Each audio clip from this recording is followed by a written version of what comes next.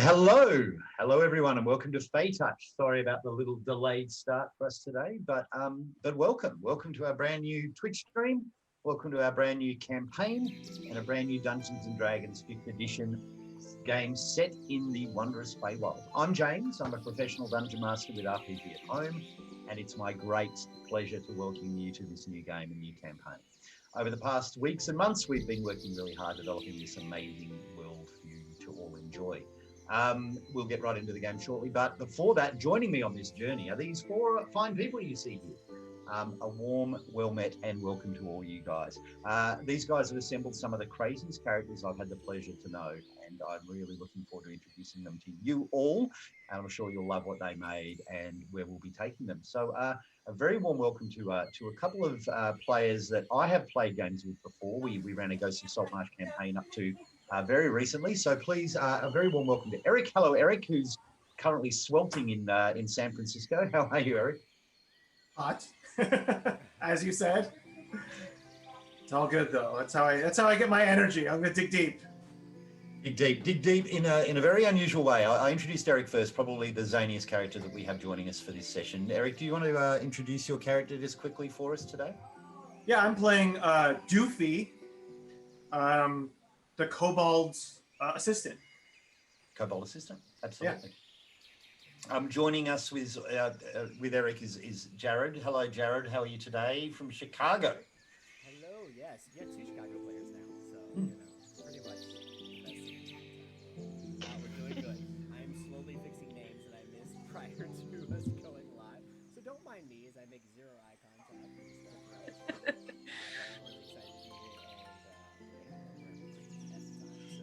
Jared, who are you playing today? I am playing Quinn, a ranger. Are we doing the subclass too, or not yet? Oh, no, maybe not. Up to you. Up to you if you want to let people know what you're doing. Well, it's fine. We'll leave it there. Horizon walker. So, yeah, we're very excited, especially with the Kobold Press spells. What's the collective noun for someone who lives in Chicago? Is it Chicagans? Is it Chicagoans? How do you? Chicagoans. Oh, it sounds like we can't hear Jared. That's okay. Chicagoans. Welcome. Am I muted? I think you are. Welcome, Taylor. How are you? I'm very well. How are you? I am peachy keen. Oh, by the way, I'm from Melbourne, Australia, by the way, which is my outrageous British accent, which is probably why it doesn't match everyone. Taylor, what are you playing today? I am playing Esmeralda, the Eladrin elf. I'm really excited to jump on board and get into the Feywild. And this is our first game together, so a very warm welcome, Taylor. And there isn't really a Feytouched game without an Eladrin in there somewhere. So I'm glad that someone actually bit the bullet and played a fairy princess for me. So thank you, Taylor. And finally, Latreni, last but absolutely not least, Latreni, welcome to Feytouched. How are you today? I am good. How are you? I'm very well. Where do you hail from, Latreni? I'm in the Northeast, Rhode Island. Ah, that's right. Yep, that's the time. Is that the smallest state? Is that the? It is the smallest state. You now know more than half the Americans in terms of geography. Find it on a map if they really wanted to. Outstanding. Well, welcome, Latreni. Tell us who you're playing today. I'm playing Tisme Alithair, a human cleric in training. Human cleric in training. Very, very cool. And so a very warm welcome. I'm really excited to be running this game. I've been really wanting to run a Feytouched Feywild campaign for a very long time. So stoked that we can actually get into it today. Just a quick acknowledgements before we begin. I do need to acknowledge the creatives and artists that we are using for this session. There are so many wonderful artists around doing amazing things for Dungeons and Dragons and for online role-playing and things like that, providing maps, sound, art, those kinds of things for D&D. We'll be providing links to their patrons when we open this session up on YouTube. But first, I just wanted to say a very warm thank you to Sirenscape for creating the immersive sounds today, and hopefully you can hear these beautiful kind of harpy, Feywild kind of music at the moment. Put in chat if you can. So. Absolutely. Sirenscape have soundtracks for all the great published D&D modules, or you can mix and match them like I do, like I've done today. So I love using their immersive sounds. It really makes a big difference to how we play. This game's a little bit different too. We're going to be using the diverse and ever-expanding spells and monsters and places and items from Kobold Press. Kobold Press is a third-party D&D provider, and publisher, and they do some amazing things to expand D&D. Feytouched, the game we're about to be playing, is set in their world of Midgard, and in particular the Forest of the Arbonesse, and they do some really brilliant things with Feywild. They hundreds of additional Fey creatures you can add to your campaign, so check out Kobold Press. And finally, I just want to do a quick shout out to the artists that we're using for their tokens and battle maps today, including Seafoot Games, Forgotten Adventures, Tom Kartos, Kaora, and Afternoon Maps. Once you have a look at these art forms, I'm sure you'll agree there's some amazing art today, so I hope you enjoy. So thanks very much for all those wonderful creatives and providers, but without further ado, let's play some D&D. Everyone pumped? I'm stoked. I get always nervous at the beginning of a new campaign. There's so many things that can go wrong, and I hope I don't TPK everyone, and this only lasts 20 minutes, but we'll see how we go. So let's begin. Welcome everybody to Feytouched. In the forests of the Arbonesse, the small village of Riverbend sits on the cusp of the Feywild. For centuries, those that have farmed the fertile soil of the River Neurabon have done so with the permission of the Fey Courts. Old pacts have endured, and while most now forget the origins of why, superstitions run very deep. The villagers of Riverbend remember the old ways and avoid the fairy forts in springtime, scratch their noses before a fight, and never fail to cross their breads before eating to let the sprites out. The luck of the Fey has allowed the village to prosper in peace for as long as anyone can remember, until the kingdom came. Time is ever changing, and now the people of Riverbend and their ways are under threat. People from outside the Neurabon Valley have discovered the wonder of the Arbonesse. Scholars, scientists, artificers, warmongers from the city of Wallenberg and Hirschberg have arrived in the valley, keen to find magic and weaponry to use against the dread forces of Krakovar to the east. Their arrival spells trouble for villagers and the Fey alike. For with the arrival of the strangers has come the iron and the word. Cold iron that cuts timber and spells death to the immortal Fey. Words that name things that should remain unknowable. The old ways are under threat, with old pacts and tributes forgotten. While the villagers are a friendly folk, they welcome strangers and enjoy the gold and the trinkets the men of the kingdom bring. The Fey are not so welcoming. Deep within the Feywild, a rift between the old courts grow wider, and some sense the end of their time, and so are willing to fight back. The Fey are ordered by two traditional courts, the Seelie and the Unseelie, and they move too slow for the young. Since the beginning of time, these two courts have taken turns to rule. As autumn turns to winter, the Unseelie Court of Ice rules the minor courts of the Feywild, but they return it, the rulership, to the Summer King every year at the summer solstice. But there are others now, others frustrated by the incursions of the kingdom and the erosion of old magic that rebel. More and more Fey are abandoning the old ways and joining a new power within the Feywild, the Shadow Court. Not content to live alongside the mortal realms, the Shadow Court have been building their power, biding their time to tip the balance in favour of the Fey. Getting a echo there, Gareth. Their influence grows in the deep forests and rivers of the Arbonesse in response to the iron of the kingdom, and the village of Riverbend is caught between the realms, its fate very much now unknown. We begin our tale today on the other side of the veil, in the moonlit glow of the Feywild. The shadows here are long. With a gentle breeze, the faint sounds of twittering of birds, the faint chiming of bells within the distance, two she-elves make their way through the twilight forests of the Feywild. The mood is heavy, as two best friends ready themselves for a sorrowful goodbye. Dimity Salisi, one of the Spring Fae, takes Esmeralda Astrum by the hand. They walk together arm in arm, hearts heavy as they know this will be a time to say goodbye. Dimity, her long, blue, glowing like hair, is tucked away from her ears that show two small braids that tuck down beside. As per usual, she's barefoot, tripping gingerly around the small, soft grass that leads to this place, the glade. Dimity looks at her friend Esmeralda for the, hopefully not the last time, grasping her hand and says, "You are crazy. Why would you even do this?" You know I've always wanted to leave home and see the world. This is my chance. I promise I'm gonna come home in one piece with so many stories. And you'll just have to keep track of all what happens here too. Okay? You're way too young. This is really, really silly.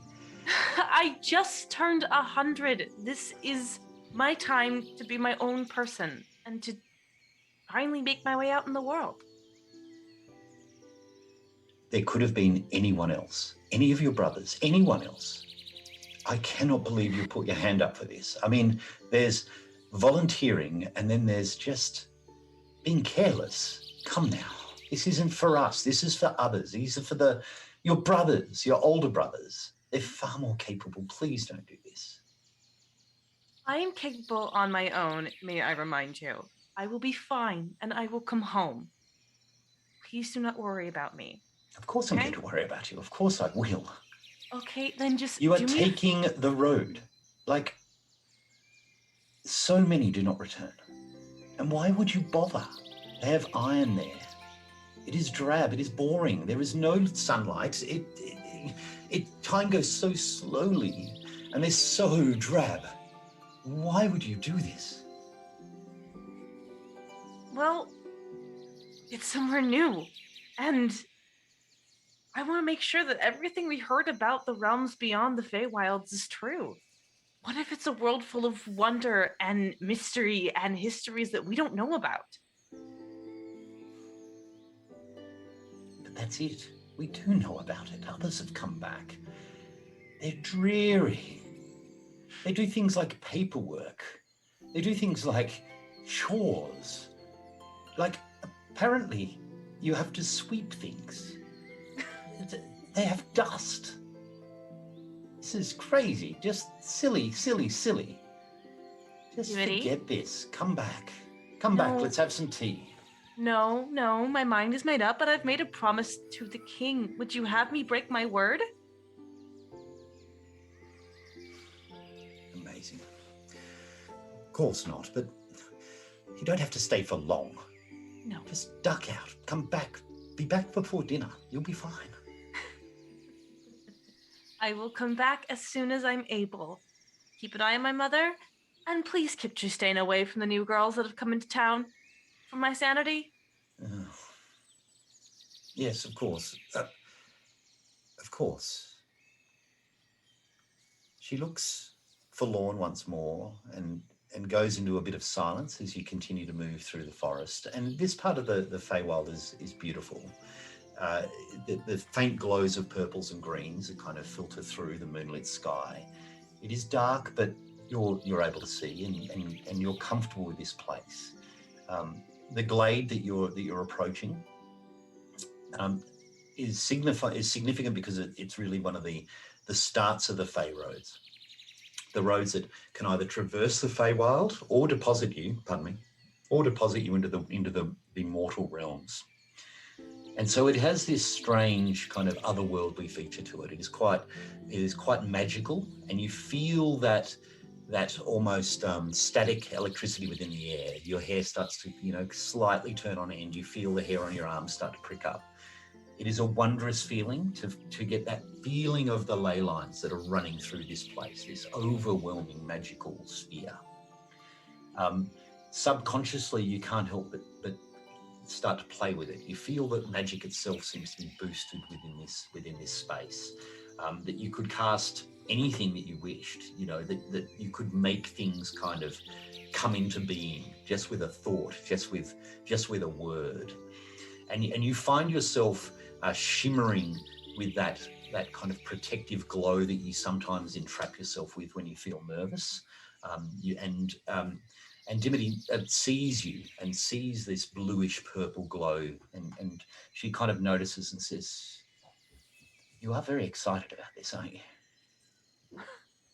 I've been dreaming about this since I could even begin to dream. See that there's no turning you back. Nope. I'm going. Perhaps it is best. You walk your way with your friend to the centre of the glade, and there, almost drawn with silver fine filigree on the ground, you see the magical symbol of the oak tree that symbolises the start of the Fey Road, intricately drawn by a silver hand and glowing faintly within the moonlight. Dimity takes your hand once more, both hands in hers. You will come back. And she takes from her neck a silver necklace with a beautifully carved symbol of the sun, and goes to place it around your neck. Esmeralda will lower her head, and I promise I will come back. She clasps the necklace around the back of your neck, and immediately your eyes glow with even more wonder. Everything seems clearer. Everything seems more tangible. It's as though your perception and vision have expanded once more. You can see the footsteps that you have trod fading away into the distance, the two sets. You see every feature on your best friend's face, every freckle, every small hair. It's as though your whole vision has been heightened by the placing of the necklace around your neck.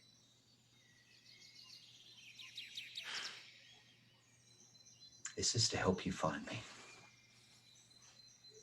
This is to bring you back. Thank you, Dimity. I will use this to find my way home. Dimity dips her head and prepares to step back a step. And with your newfound perception and your newfound vision, crouched on a log just beyond this small oaken symbol on the floor,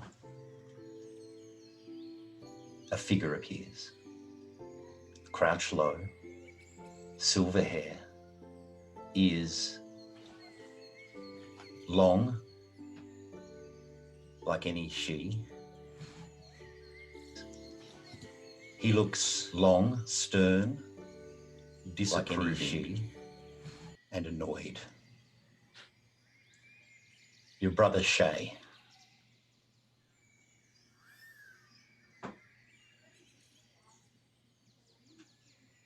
What were you thinking? I was thinking about the pressures that you and Eldraine have been pressing upon me since I could understand what a duty to family is. Now, if you'll excuse me, I have a task to get to. You can't. You need to go back. Home to father.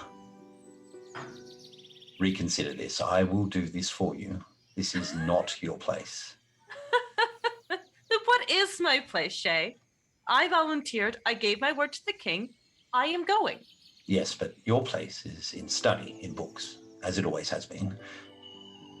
Come now. You are woefully unprepared for this. Woefully incapable of surviving in a place like that. You can barely find your way outside of our village.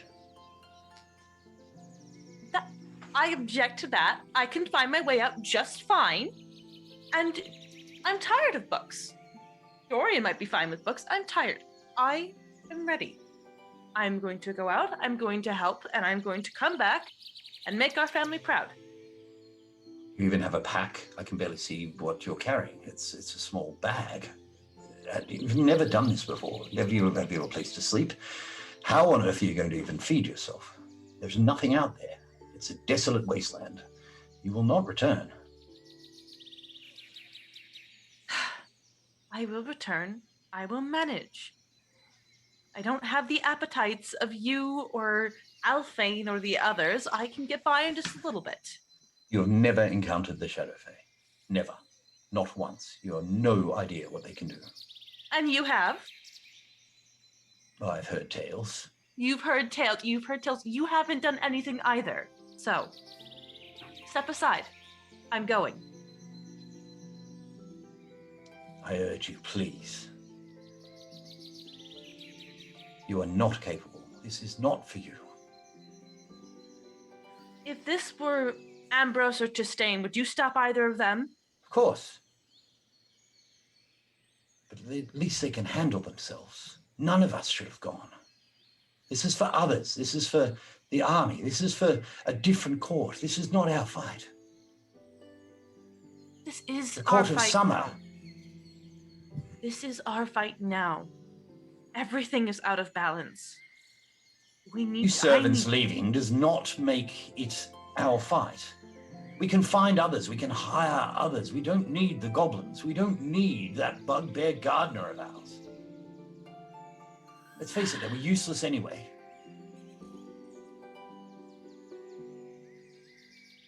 It's that kind of attitude. It's going to make this worse. We need to find the source of the problem and take care of it. I'm going to do that. Right here. There's no need to go into the mortal realm. The source of the problem is here. And how are you so certain? Can't you feel it? The shadows grow larger. We need to stay. Stay where you're safe. And with that first roll of the game, Esmeralda, can I get you to make a perception check, please? Oh boy. Pressure, Yeah, okay, no great. pressure. Thanks. No pressure.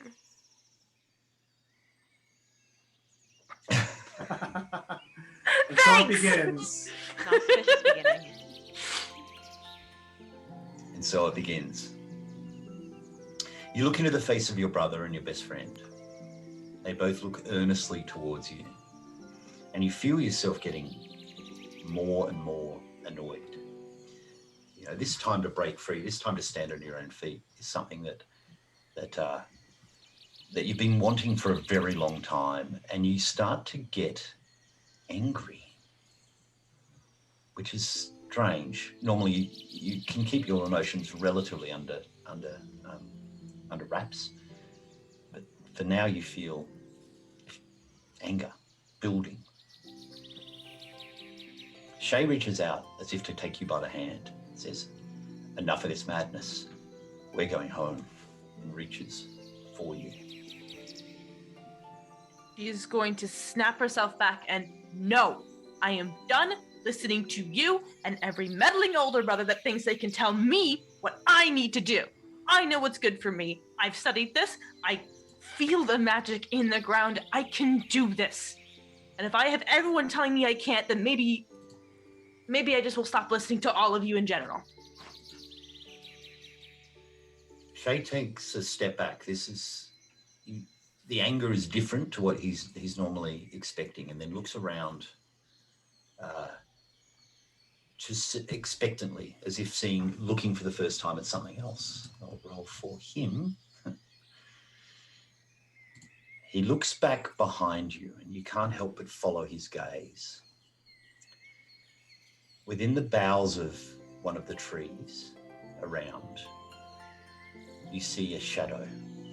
A small shadow, no bigger than maybe a small dog or a large cat, moving its way down the branches. And you see as it claws its way down the trunk of this tree, it unfurls its wings. And with a strange, savage laugh, flies towards you. From around, you see others. 4, 5 of these creatures. These strange, blackened creatures with purple wings unfurled. Their large, slithering red tongues starting to move out. Can I get you to make an Arcana check for me, please?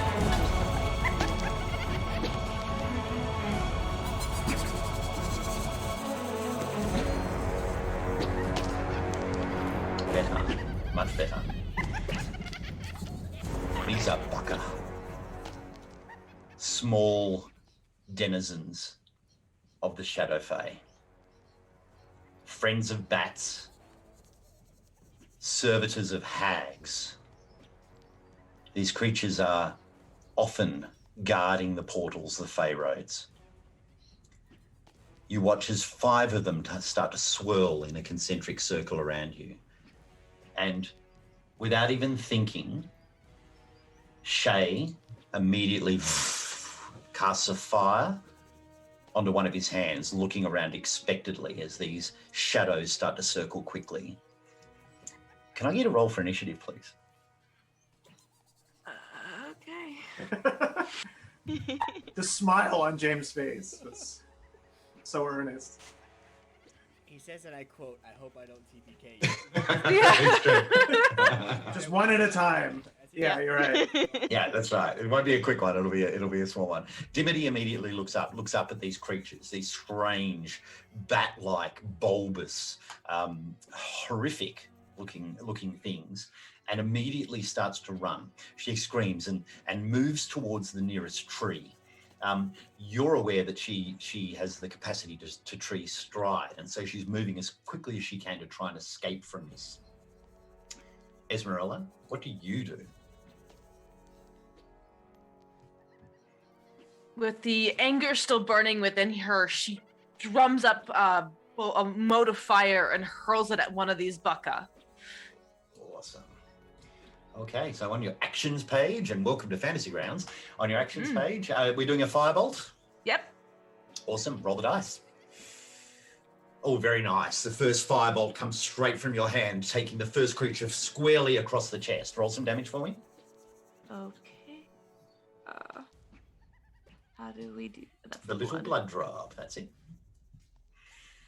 Not bad. 9 points of damage as the creature gets blown back into the tree and kind of scrambles a bit towards you. Shay, your brother, fires at the same creature, mirroring your action. You see that again he casts Fame within his hand and hurls it towards the creature. And with a natural 1, automatically misses as it fires across the sky. These 5 creatures swoop down, one of them immediately attacking Shay. It seems to try and grab him, to put both claws on your brother, and one grabs him to the shoulder as the second one comes through and try and catches him around the waist. Automatically, Shay is struggling, moving, frantically trying to move, as these 2 creatures have him. For Dimity, she moves as fast as she can towards the tree, automatically assuming the skin of bark. You see as her arms start to grow oak skin as she moves as quickly as she can towards the tree. 2 more creatures start to swirl on towards you. The first one diving down as fast as it can from a tree above, and is going to try and grab you. So... find this. Sorry about this. Where are you?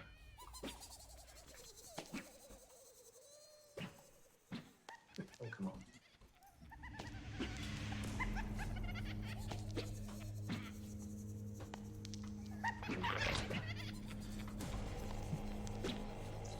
That is a 15 to hit. What's your armor class?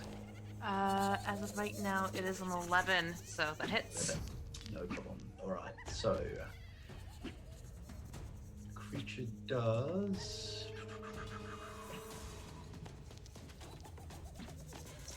4 points of damage, and I need to make a strength saving throw, please.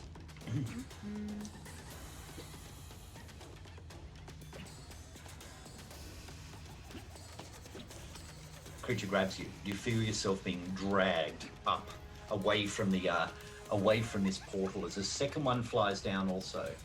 Here we go. What did you say? I'm a class 11, yeah? Yes. It's a 7 to hit, so that misses. Your turn. Okay. She is going to attempt to fire another. She's going to summon up her anger, get that fire again, but fire it at one of the creatures holding Shay. Okay. Specifically, the one that's holding his shoulder. Yep, no problem. Take your shot. Oh, that will hit. Nice one. Do some damage. Doing another 7 points of damage. The firebolt goes on. Shay looks up above him. He's starting to get a little concerned. He's being dragged high above the field. And you watch as he kind of focuses his energy and you see his anger starting to grow, and you see a wave of thunder emanate from out of him. Thunder that kind of cracks open the heavens. You hear the peal of thunder coming from everywhere. Let me quickly target the two creatures.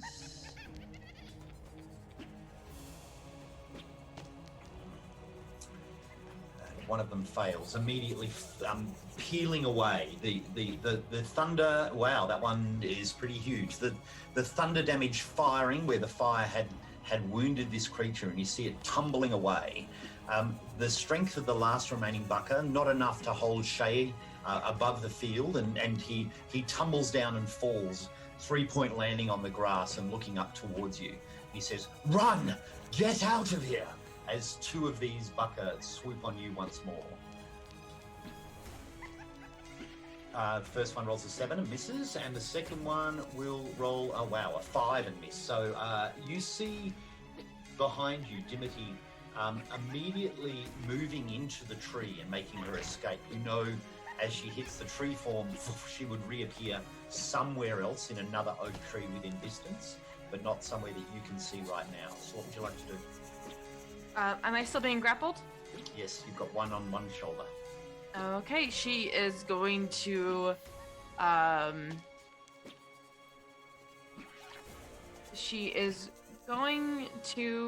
try to throw her she's gonna try to burn him again with the firebolt. Okay, so the one that's got you, is that right? Mm-hmm. It'll be disadvantaged because you're attacking someone kind of that's within, because it's a ranged attack against someone who's in melee with you. Right. Happy to do that? No. I'll go on. Okay, so let me see. I'll just roll twice and take the lowest one. Yep. Or in Fantasy Grounds, there is a little button with DIS on the bottom left, which you can also trigger. But that's okay. Roll the second time. 19 hits. Let's see if the second one is a hit also. And it is. That's a 16, so do some damage.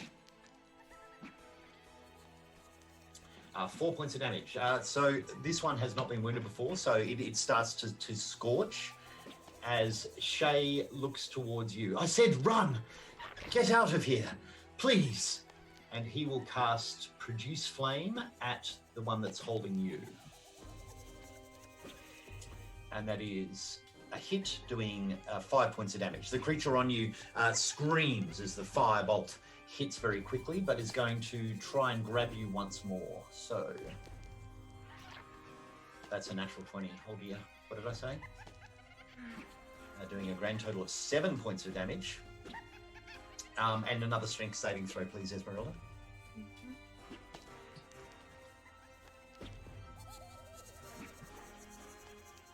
Another fail, grappling you. The second one swoops down, trying desperately to grab you with the other claw, and rolls an 8, so misses.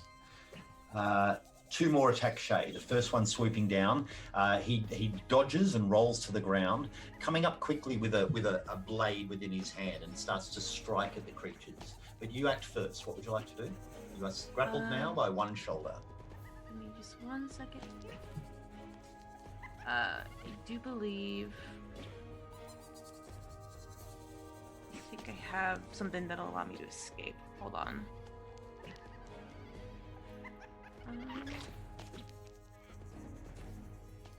At this point, she's actually just going to attempt to break the grapple and run. Okay. So you can use either an athletics to forcibly get out of it, or acrobatics to kind of wiggle your way out of it. This will be your action. Let's go with acrobatics. Let's see what. 12, that'll do it. Yep. Fantastic. So you manage to wriggle your way out of the grasp, and you have your movement and a bonus action to go. So she is going to bolt straight. She's going to bolt away and start heading towards the road that'll take her out, towards the Mortal Realm. Can you make an Arcana roll for me, please? Yes.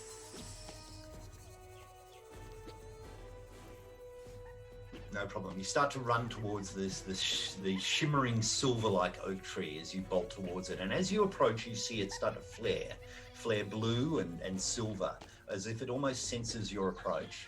From behind you, you see Shay sword wielding, basically fighting these creatures hand to hand.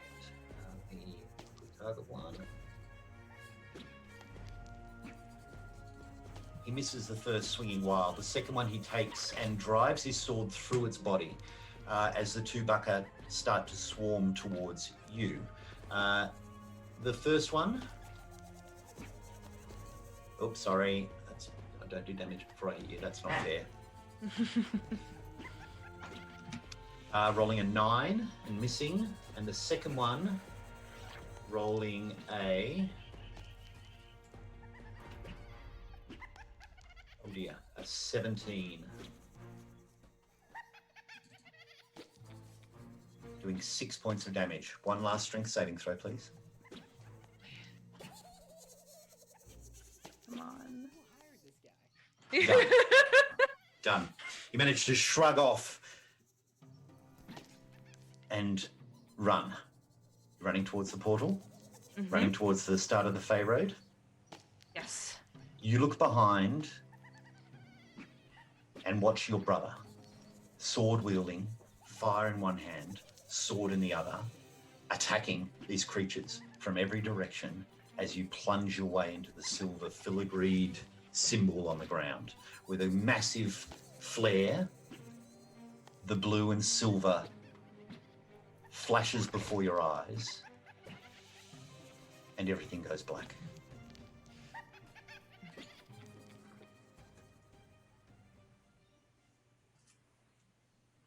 Nice one, Taylor. You survived. You were kidding! Yeah. You know, Casual. your classic session 1, you know, where it's just like you and your brother die, and it's just like, thanks for playing. We don't even know you yet, so there's no like emotional. Yeah, there's no emotional wait for attention us, whatsoever. yeah. We're going to pause and have a quick smoke before we continue the...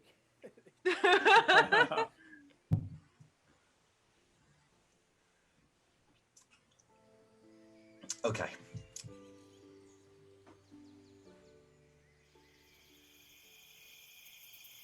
It is just before dawn, and the moon is full.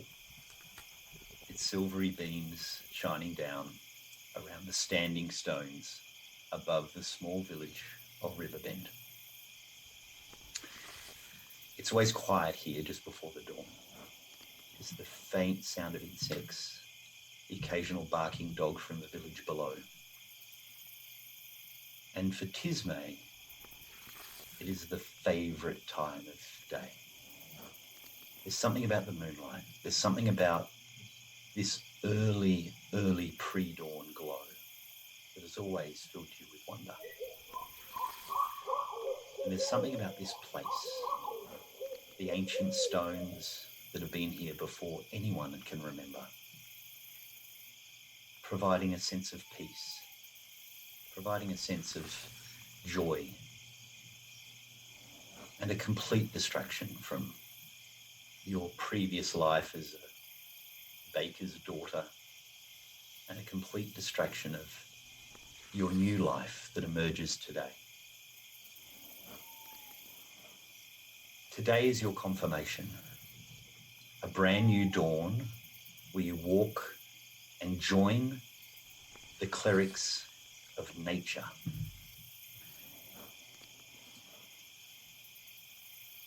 The goddesses, the twin goddesses, of Poraville and, oh my God, I forgot the name. Poraville and Urella, yeah. That guide over this very valley, that guide over this village, provide bountiful harvests, provide fertile births, provide the very nourishment that you need to survive in this place, in the Arbonesse. It is an honourable position. And the Harridan cleric that has been living here forever, Romilly, your mentor, has been steadfastly preparing you for this day. And today is that first dawn. You can't help, however, feel a little sadness. You've always been drawn to the moon. You've always been drawn to the night.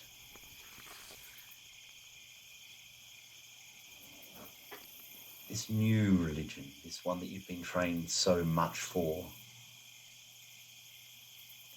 really not that kind of faith. A God that enjoys the sunlight, a God that enjoys the dawn, the bountiful sun that grows the harvest. You can't help but feel a detachment, being drawn away from your real feelings. So Trini, can you describe Tismé for me? What does she look like? Tismé is a human, tall and kind of thin. You see her wrapped up in layers of veils and shawls of various colors.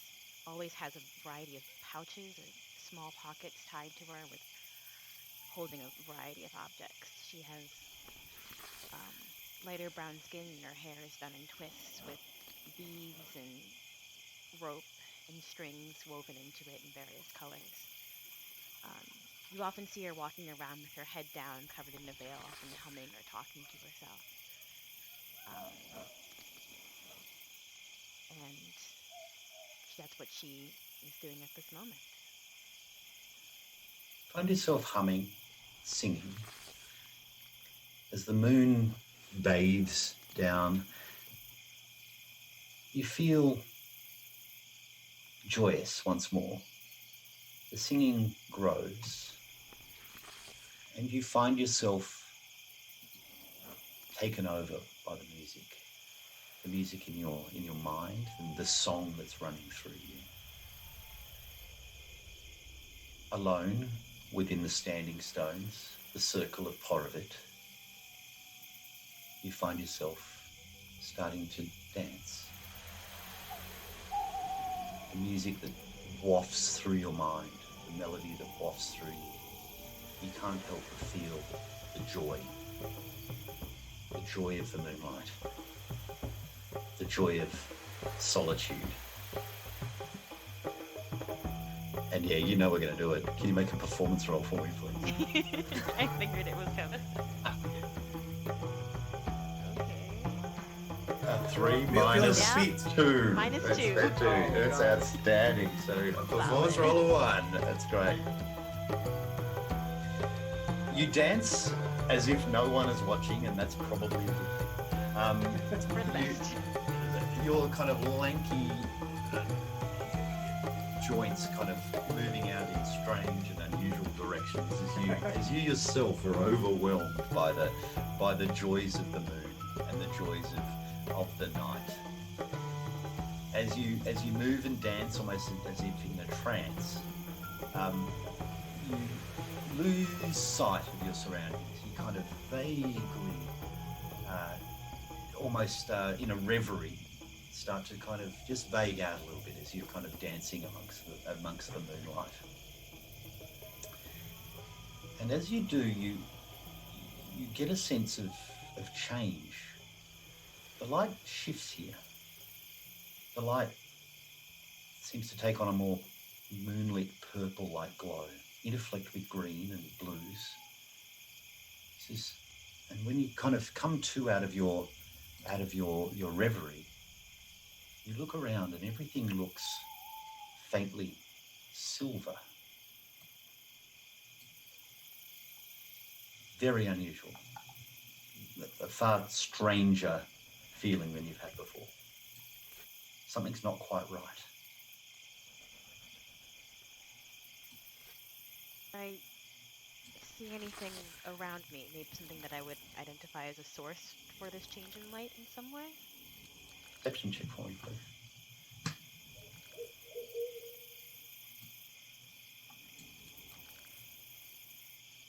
How'd you go?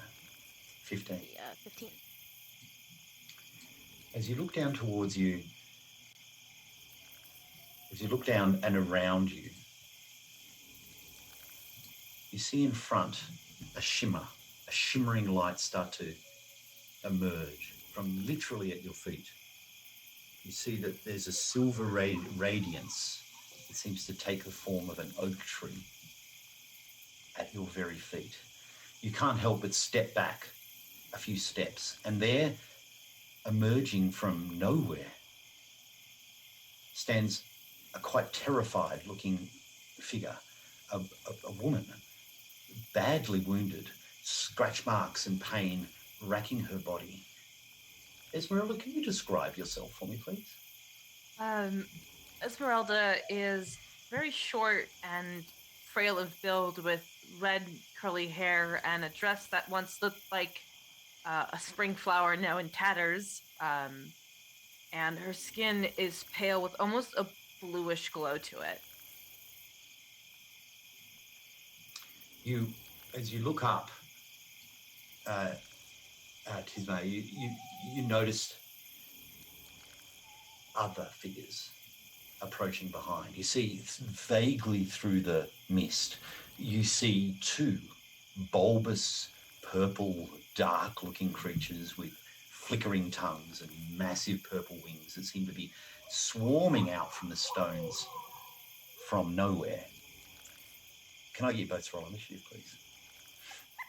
God, I heard the giggles again. You're not done yet.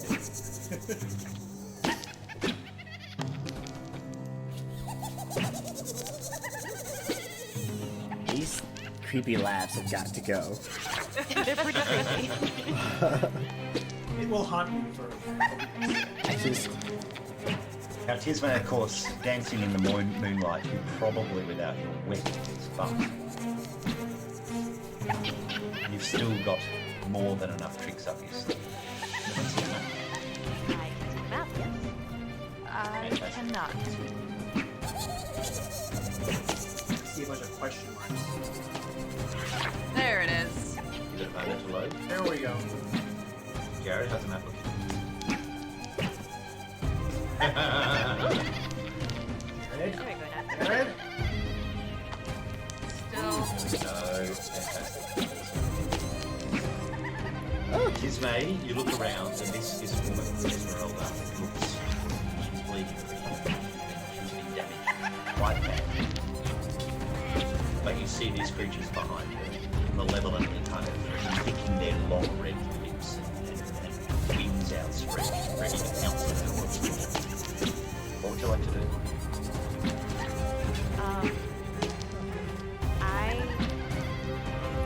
I don't know who this person is, but she looks pretty bad. I think I would start casting Cure Wounds on her. Level 1, they're only level 3. No, level 1 or level 2 Cure Wounds. A level 1 Cure Wounds. Okay, you press the little red cross button for me, please. Go, healing her for a total of 6. Fantastic. Would you like to move at all? No, I would not like to move, but I would like to cast Pacts As a bonus action? as a bonus action. That's 2 leveled spells in one turn, unfortunately. So you, Oh, that's a leveled you spell. can cast Hex and a cantrip, but not Hex and a cure spell, I'm afraid. Sorry. Oops, sorry. Okay, then I will leave it there.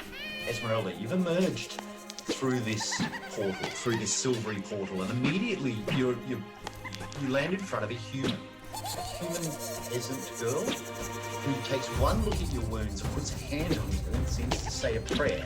You feel that the wounds start to close all over your body, but you can hear the sounds of giggling and wings from behind you. What would you like to do, Esmeralda?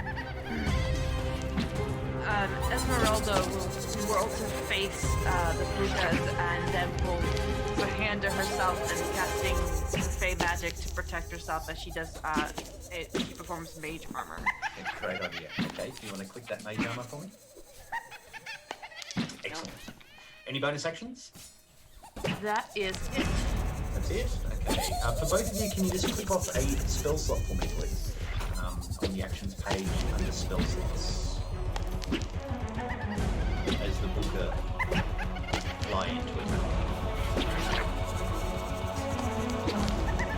First booker swings around, swarming, trying to attack Tismay. Rolls an 8, which is a miss, as the second booker charges in, going to attack Esmeralda. And this one rolls a 14. The new armor class is 14. Oh no. She looks so sad. Yeah. That can't be right.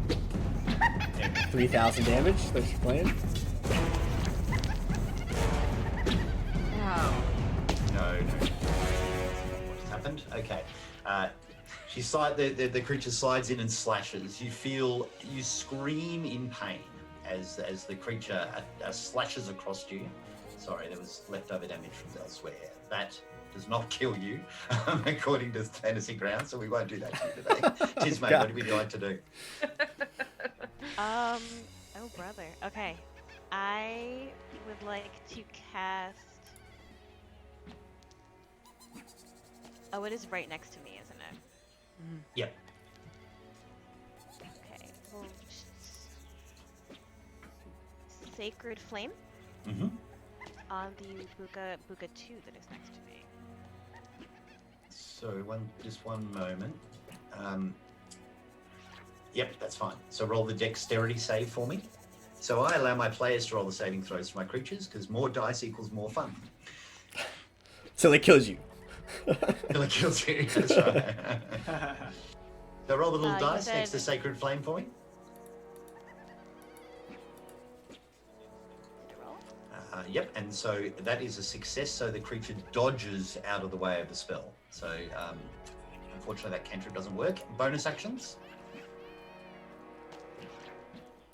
Now's the time to do Hex, or perhaps before Yes. you cast that spell would have been the time to do Hex. Would have been the time to do it, but I guess it missed anyways. Which of the attributes or the abilities are you going to target with Hex? Dexterity. Dexterity. Done. Dexterity is now targeted. You're concentrating on Hex, and your damage from now will do an extra 1d6 damage. Beautiful. Moving on. Esmeralda, you feel wounded. Very badly wounded. Okay. Esmeralda is going to use burn 2 sorcery points to cast Cure Wounds as a bonus action. Bonus action. Love it. Yep. Okay. Nice So- one. Healing. Oh, that's good. Healing yourself 10 hit points of damage, almost to full health. Nice work. So that's your leveled spell as a bonus action. So you can still cast a cantrip as a main action if you want to. Yes, actually, I am going to take that risk here and step back 5 feet towards here. Or, whoop, did I do that wrong? Yep. No, that's we go. fine. All right. The Book of Four will take an opportunity attack. So here we go. Yes.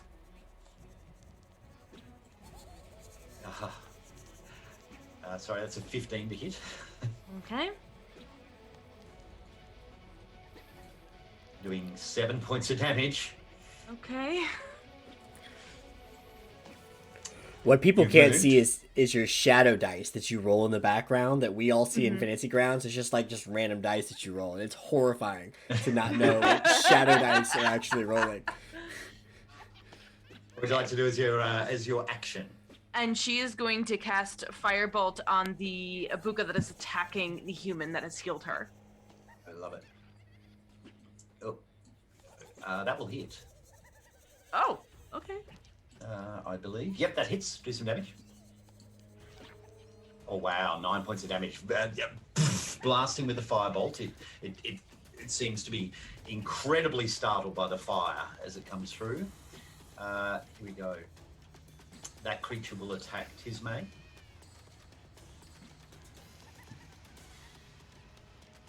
And that is a 9 to hit, so misses. Ooh. As the creature follows up on Esmeralda. You're not getting away that easily.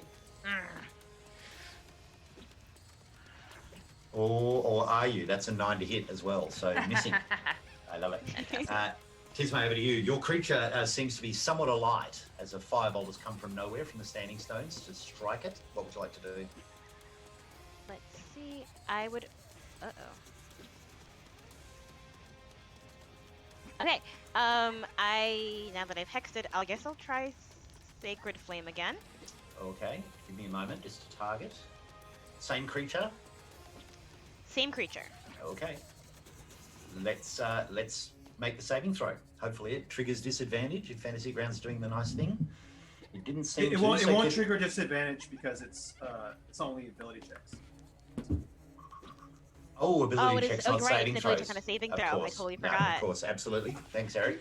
And it seems you, to I resist totally the forgot. spell once more, unfortunately. Sorry about that. That is your action. Any bonus actions for you? Bonus action. That was a cantrip. So can I It was. do? Have I tried guiding bolt yet? No, guiding bolt. That's another action. So you need something that's a bonus action. So Oh, spiritual weapon sorry, will spiritual work. weapon. Spiritual weapon. Spiritual weapon work. Yep. Let me grab it for you. So do It's you want to definitely- describe your definitely spiritual time. weapon?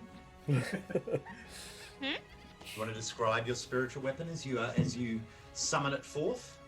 There you go. I'm gonna turn the background music 'cause I had a hard time hearing. My spiritual weapon.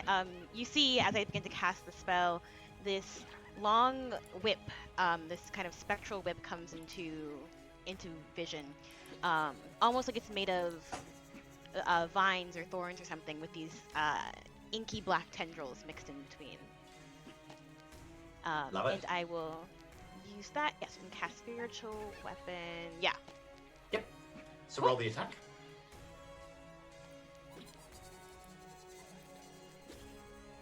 Did she say tentacles or did I black out for a second? It's like, there's tentacles going on. Tendrils. Oh, This is tendrils. what I said. Oh. Tendrils was Oh, the. thank God. Tendrils. Oh, thank God. I have flashbacks from another war. Could you roll your damage, please, as the spiritual weapon hits the creature?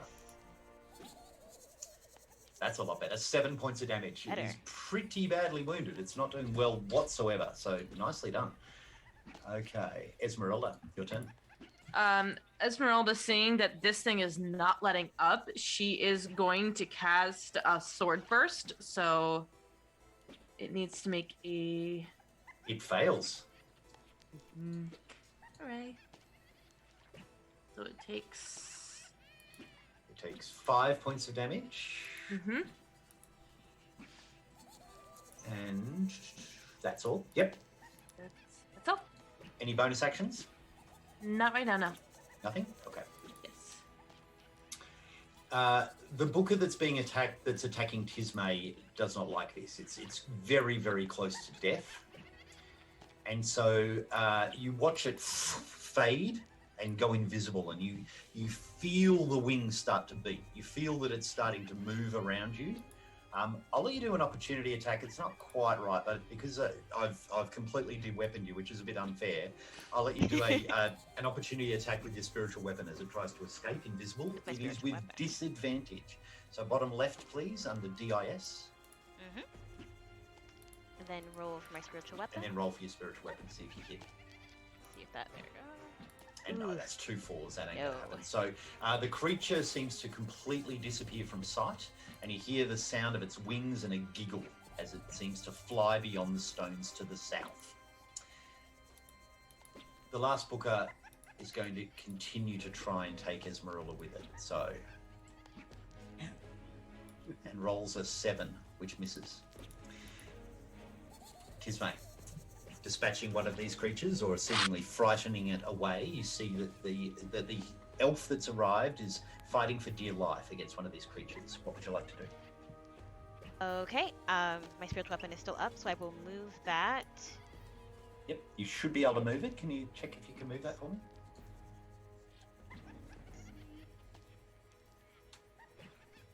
There There we go. It's moving now. Oops, it's moving both screens, but.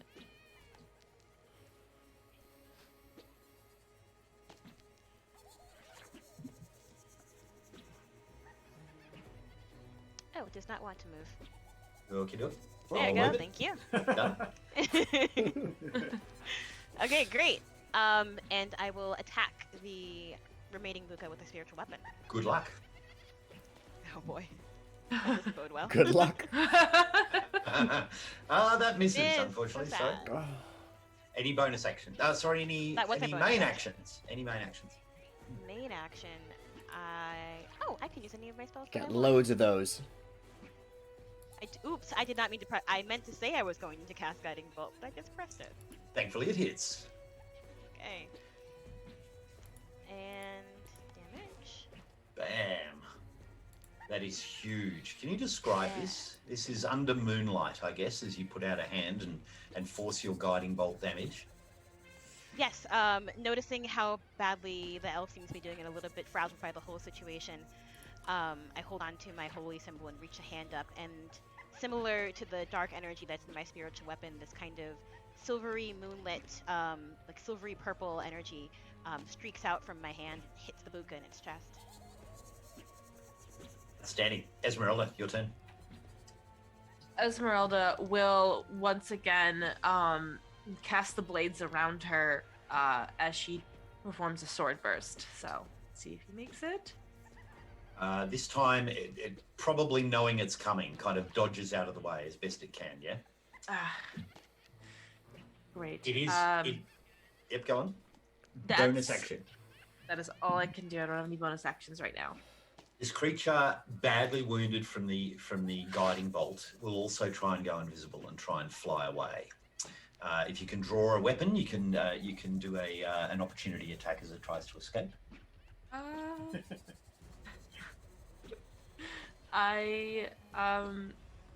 She'll attempt to draw her dagger and stab it. Sure. You should have an advantage too because of Guiding Bolt. That will hit. Oh, can't go invisible because of guiding bolt. Okay. Is that right? Well, you have advantage, right, to You hit have it. advantage because Yeah. it's So roll Maybe again, you'll crit. just in case it's a natural 20, for sure. Absolutely. Absolutely. No, either way. Okay, so roll some damage for me. Okay. It'd be monster damage right here. 2 points. A grand 2 points of Monster. Monster. damage. The creature fades from view. You hear the sound of faint giggling as it flies beyond the standing stones, leaving the two of you alive, Esmeralda bleeding within the ring of stones in the circle of Porvid.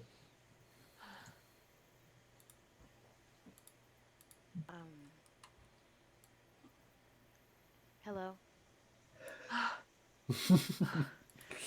Oh, thank you so much for your you're a human. So I've heard. Who are you? Oh, I'm so What were sorry. those? I'm Esmeralda, and those things were called Buka, and they did a number. Clearly, can I help you at all? Oh, that would be most appreciated. Sure, just let me. And I'll cast Cure Wounds. Wait, do I have spell slots left? I do! I'll cast Cure Wounds on her again. All right, This'll give me a down by a second. bunch. Okay, yep. Roll your cure wounds. Oh, come Oh, on. bad luck. 5. So tick off another spell slot.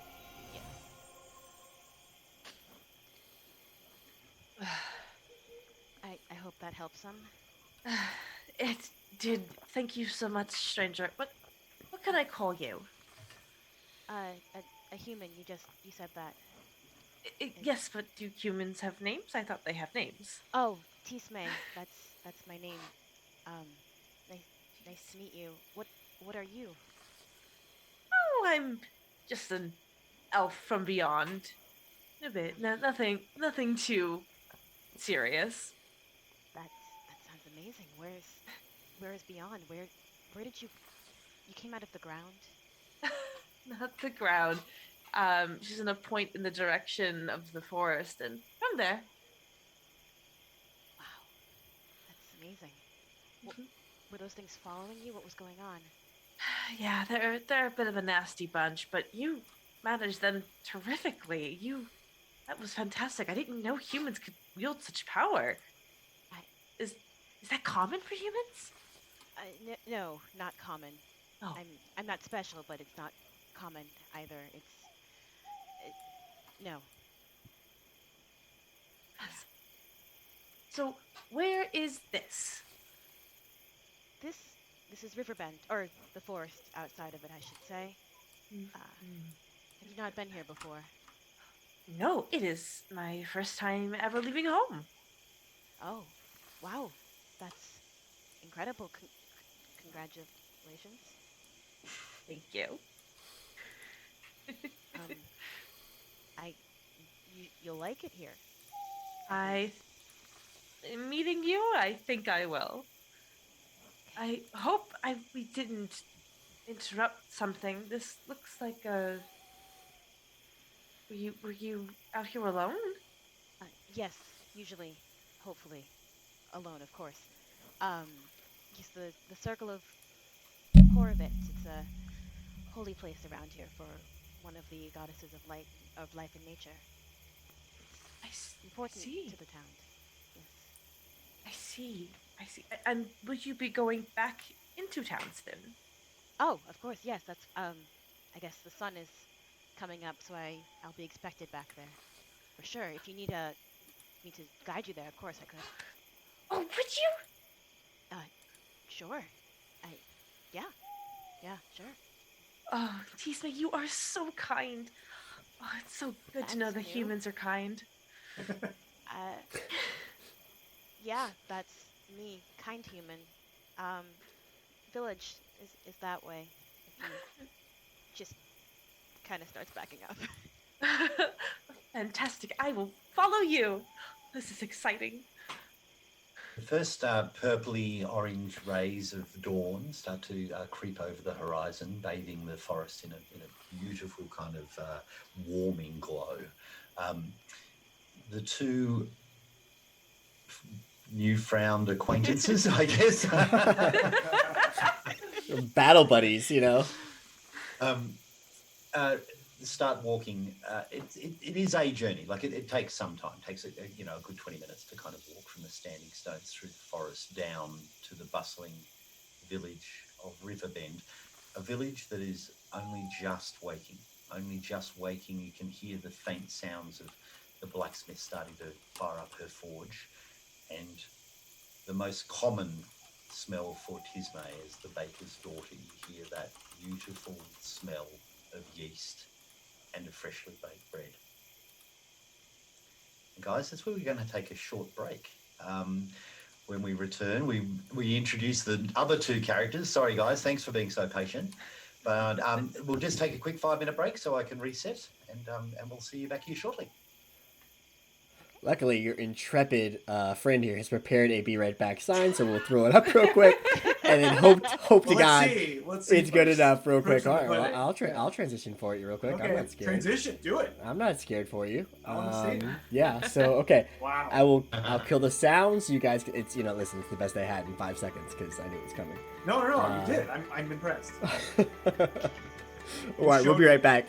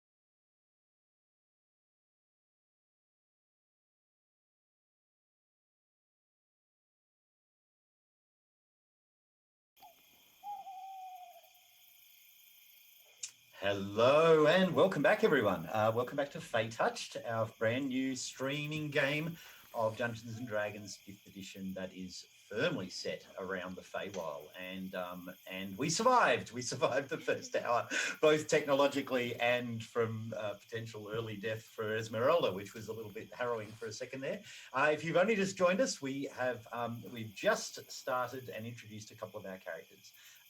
The Fey Eladrin sorcerer, Esmeralda, has just tumbled her way through a portal from the Feywild into the mortal realms at a set of standing stones outside the village of Riverrun, being hotly pursued by two nasty little shadow Fey called Booker, that almost led to her demise, only to be saved at the 11th hour by a cleric in training, a human girl, the daughter of a baker, who just happened to be dancing around in these standing stones in the early dawn, assisting Esmeralda to survive the onslaught by these Booker, these nasty little buggers that seemed hell bent on following her from the Feywild to the mortal realm. And as the first rays of dawn starts to flood over the Arbonesse forest and into the village of Riverbend, some miles away, change is coming. And it's coming in the form of booted footsteps.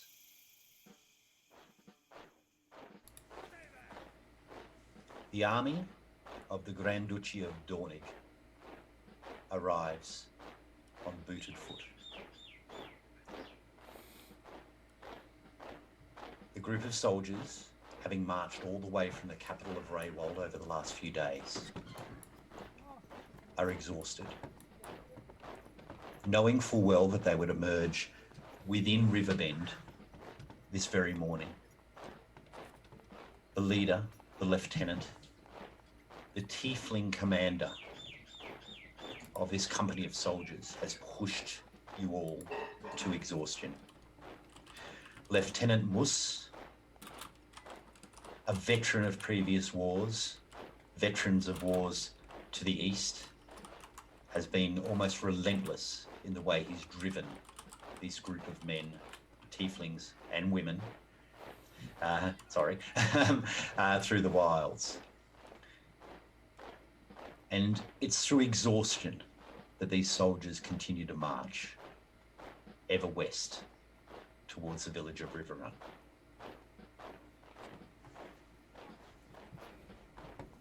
For the small kobold sitting at the back of a wagon, fixing things has become his way of life.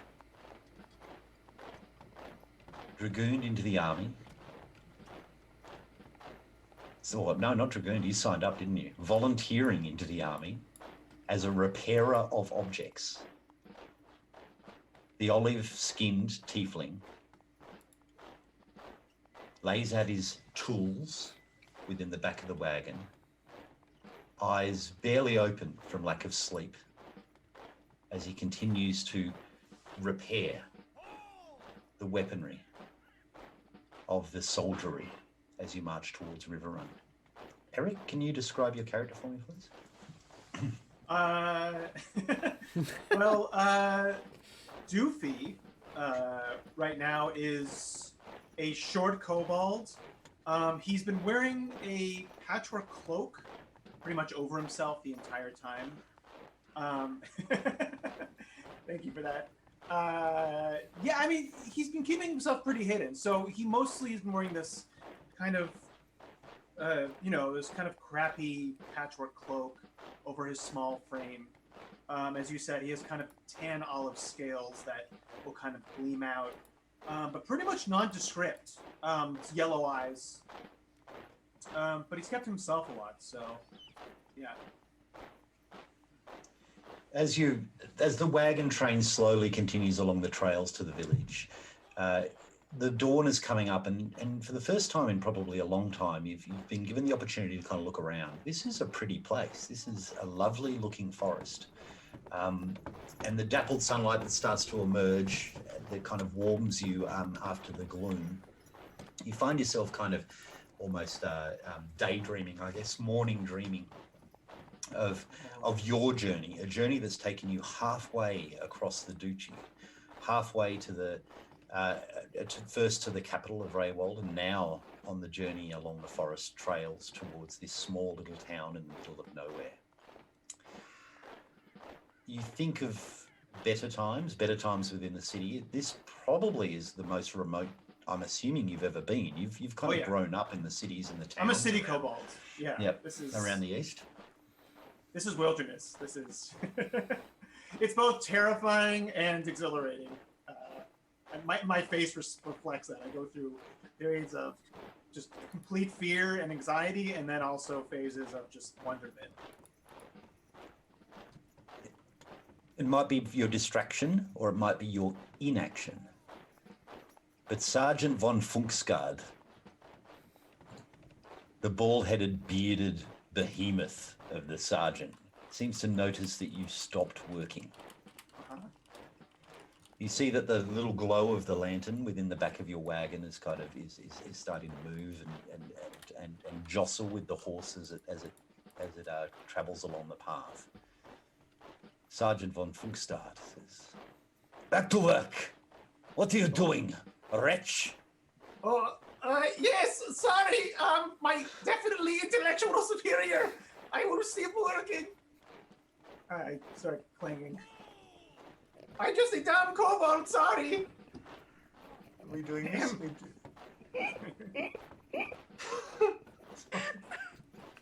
And he's trying to do a voice. I am doing a voice. He's higher pitched than his normal register. Oh, this is a put-on voice. Yeah, this is a put-on voice. Yeah. This is a put on for the put on. Right. Yeah. There's layers.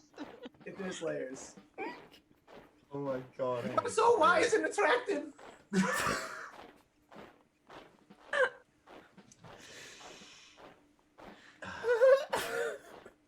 Sorry, Eric. Sorry, I'm sorry. This is a serious game of D&D, guys. I know. I'm Serious, sorry. Okay.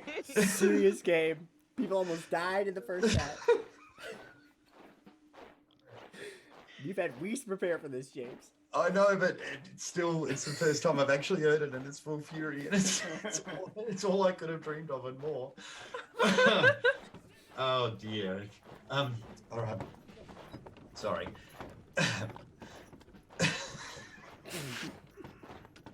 Someone else talk for I'm a gonna pay this second. back to. Be right back. We're gonna take another 10.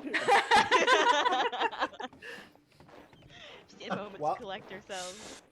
When's the last time you've been working? Have I just found you this way? What are you doing, wretch? No, there was a bird up there. It was flying, and I thought, sorry, I will work. I will work harder. Goofy is the best. Goofy will work for you. Those guns are not going to repair themselves. Hurry, we make camp in a few hours. I Okay, want to see yes. them ready and spick and span. Make sure you work hard. Yes, they will be shining like the sea. Do not worry. Why on earth we keep a kobold here is beyond me. How on earth did you even get into this army? You look slovenly. What is that cloak? Have you no pride? I don't know. I'm a stupid kobold. What do you want from me? You are definitely my superior in every way. Is that the lip? What are you trying to say? You being... Hurry. Get to some working. Immediately. Yeah, Make I'm just banging so hard that he can't hear me anymore on pieces of metal. I'd like get you to quickly make, because under pressure, what I'd like to see you is make let's go with a Tinker's Tools roll, a dex Okay. check with proficiency bonus. I think it's on your skills page. Yeah. Skills. Just use artisan tools, right? Yeah. And then just use dex. Make it a dex, Okay. yeah. Oh, that's... Yep, that's a 12. That's cool. Immediately you get to work, and the flintlock pistol, the powdered weapon in front of you frantically start to work, desperate to kind of please the sergeant. He takes a look at you and says, "Yes, better, much better." all When the we ladies- arrive, you unhook the horses, yes. Mhm. Tie them up, and then you can start cleaning the latrines.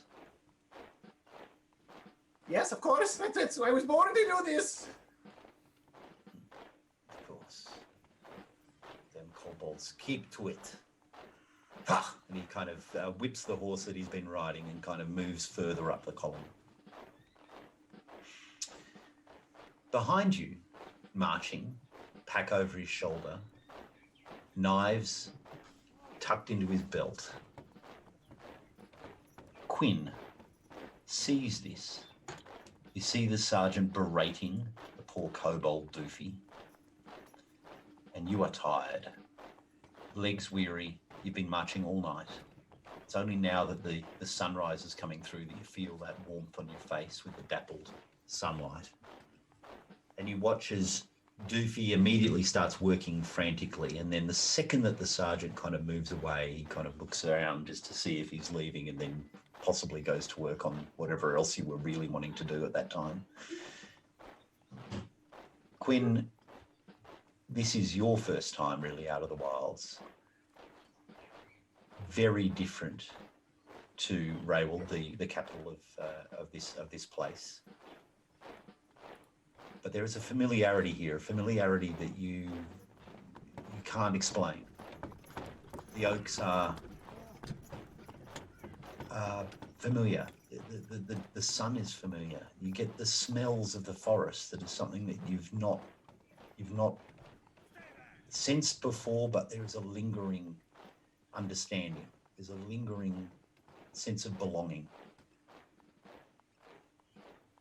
You find yourself entranced by the dappled sunlight, by the sound of a river in the distance, something that's bringing you from the march. As you look up, Doofy, what are you up to as Quinn kind of catches what you're doing? You still keeping things secret? Are you going to continue to work on these guns? What are Oh, I mean, he told me to work on the guns, right? Yep. So you're still doing it, following orders? Yeah, I'm doing it, but like my, like in front of him, I was acting kind of very frantic. Yep. And kind of stupid. But then once he turns away, I just like focus down, and just instantly pretty much start fixing all the weapons like as quickly as possible, so I can get back to doing other things. And I kind of mumble under my hood, and probably in my cloak, there's like a small movement, like a lump, and you might hear just like kind of like some squeaks, some squeaky noises, and you would see Doofy, Quinn, kind of, I know, like just a little, but kind of whispering to this lump, and then just expertly getting back to finishing the job as quickly as possible. We're going to be out here for months, maybe years. You can't eat shit from the sergeant the rest of the time. Oh, what? Are you talking to me? I mean, you and what other voices you're talking to in the cart? Yes. I have a feeling, I mean, sorry. I have a feeling the sergeant will get, people like him, it usually takes care of itself. People like him, they're miserable, and they're going to make everyone miserable around them. Am I like relative? Like, what's my rank in this situation? Because I know I'm like an outsider, like an outside specialist to this group. Yeah, so you would be equivalent to the sergeant. You're a specialist, so someone brought in to do something a little bit different. Sorry, Jared. And also, can you describe Quinn? We haven't done that yet. Sorry. Sure. Yeah, I mean, Quinn is the least interesting, I think, on purpose. Like, he's elvish features, like darker hair, the slim kind of almost, not bony, but like close to it, facial features. But like, he's covered. Like, he's got the leather armor all around, gloves. He's got like his hood up. Even when he's kind of like taking in the sun, he's like doing so like almost haphazardly. He's just trying to kind of just blend in, but also he's definitely out of his element here. So cool. Yeah, not really. I whisper that like while I'm looking at you, like, oh, so cool. We may be out here for months. I don't. You can't eat shit from every person that walks up to the back of your cart. I kind of look around. Is anybody around at all? Well, there's an entire column of soldiers behind you, so that whether they Okay. can hear you or not, I mean, there's marching. You can hear it. It's So like I'll a just kind of it's like a- bang. It's like a platoon of like 50 people. Like what size movement are we doing right now? Correct. Yeah. It's about 60 people. So Okay. so this group of soldiers make up 3 platoons of 15 plus extras. Okay. Of which you two are extras. You're not kind of part of the grunt infantry that are walking their way through to the village. And I'm in a wagon, right? You're in a wagon. Yep. A wagon. You're the best seat in the house. It's true, yeah. So there yeah, are, I'll kind there are of. a number of wagons coming along that have the supplies, a lot of food, tents, kind of equipment, bits and pieces. And so because of that, realistically, it's a space that you can work. Yeah. Force marching a kobold halfway across the country is probably not really going to work. It'll slow everyone down. So they've given you the wagon, not necessarily as a thing of status, but as something that's just a practicality, just to try and not slow it. Yeah. So I'll kind of lean in to Quinn, and we've spoken, but it's been pretty sparse, right? And we've often sat. We're the only two at our lunch table every time Yeah. we've stopped, kind of True, thing, I think, yeah. right? If I'm allowed to even use the table, Yeah. I'll kind of duck down and you don't seem like the others. You don't much seem like the others either, so. Well, I mean, that's obvious. I mean, kobold. But I can't tell you much, but I am here for other reasons. Okay. Well. That makes 2 of us, I guess. More of an instrument than a person here, as far as I know. But we're here, out in the. It's like it smells funny out here. Do you smell that? Yes, it's so loamy, and there's no smell of smog or soot or the sewage smell of poop. It's very, I don't know what to explain. It's clean. It's very unnerving how clean. It's and annoying fresh how clean it is Yes, out here. Yeah, it's just like. It's like, how can you choking. breathe without, sucking in dirt and soot? Like, it doesn't make Exactly. sense. Okay, I'm glad you feel the same way. I thought that was going crazy. I'm like, what is that? Is that pollen or something? Is that the floral smell? I want to throw up. Yeah, I think. I think Quinn follows behind. And he's looking around. There's something in the air that just frustrates him. Visibly frustrates him. He kind of just pulls his hood down even more, just kind of almost cover himself against these elements. And so the column marches on. Quinn deep in thought, Doofy frantically trying to fix weaponry so he doesn't get singled out again by Sergeant von Funkstad. And over the next hour or so, the column works its way to the outskirts of Riverbend. Riverbend is a beautiful part of the world. It is stunning. Nestled by the river through a series of cascaded waterfalls. This place is fantastic. It's not Fey, but it's close to it. It's idyllic and stunning. Picture perfect, postcard like the old buildings with its finely crafted shingle roofs, intertwined with ivy, beautiful open courtyards. A beautiful open town square, and it is almost surreal in the way that it is kind of drifting in a dreamlike way in the morning light. As the army enters the outskirts of the town, you see a group of children that emerge immediately intrigued and excited by the arrival of such a huge amount of visitors that start to run alongside the column as you march. Before you enter the main part of the town, however, though, the lieutenant of the group and the sergeant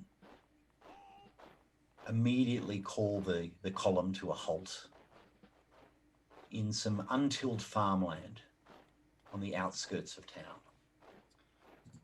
Let me throw this beautiful image up of Riverbend.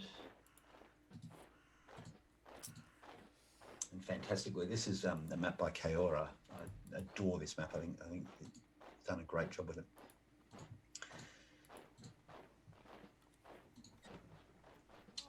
And once the army move off the road, and you guys have come from the east. Once the army have moved off the road into the fields to the south, just near a whole row of cherry blossoms that are just coming into bloom. It is a massive undertaking as this group start to pitch tents, put together their own smith, tend to the animals, unhitch wagons. An enormous thing as the army of the Grand Duchy arrives in the small village of Riverbend. Both of you are put to work immediately. For Doofy, it's about setting up a workshop, unhitching the horses, and then getting to work and cleaning the mobile latrines that have been kind of used throughout the area. For Quinn, however, it's about pitching tents. It's about making camp, lighting fires, preparing food. These soldiers are really about self-reliance, and so it is not long before this whole tilled plain is set aside with white tents and soldiers moving back and forth.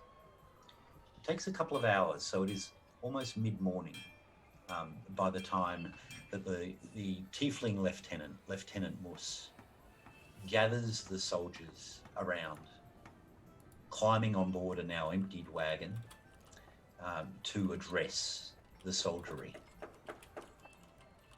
He paces back and forth as he talks, the soldiers in columns, watching intently at his very word. So I'm just going to kill those minstrels. Quiet, he says to the musicians as he rises aboard. Soldiers of the kingdom, welcome to the Arbonesse forest, and welcome to the village of Riverbend. It's going to get me every time. Game of Thrones is going to get me, I tell you. It has been a long journey and a hard night. I am proud of you, proud of how you have carried yourselves. We shall be here for some time, here for some weeks.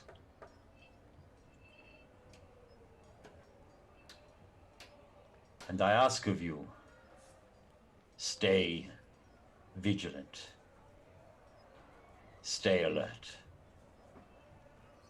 We know why we are here. We have heard the rumors. We have heard the tales. This place has power. This place has magics. We do not leave until it is within our grasp. News arrived at Raywold as we departed. News that I thought best we wait until we arrived. It seems some of these Fey, some of the dark creatures of shadows, are growing. Children are missing. A babe was taken from its bed. It is time we put an end to this. It is time we root out what it is that's plaguing this town. Take the magic for our own. Hound! The lieutenant looks down towards you, Quinn. He begrudgingly, not liking what he's been called out in front of everyone, kind of looks up. I know what people think and I know what people say. The Hound's here for a reason.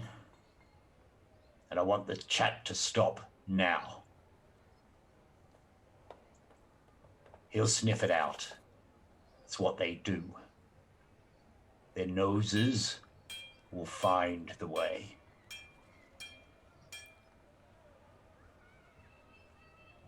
I don't care what you think. I don't care the tales. And I know the rumors of these kind. From now on, it stops. Do I make myself clear? A begrudging, yes, sir, comes out of the crowd. Quinn, you feel pretty isolated.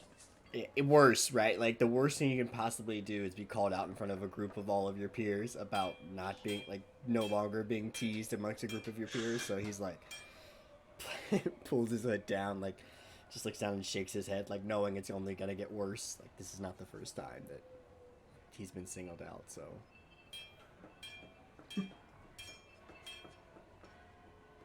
Get back to work, set the camp, get the pickets.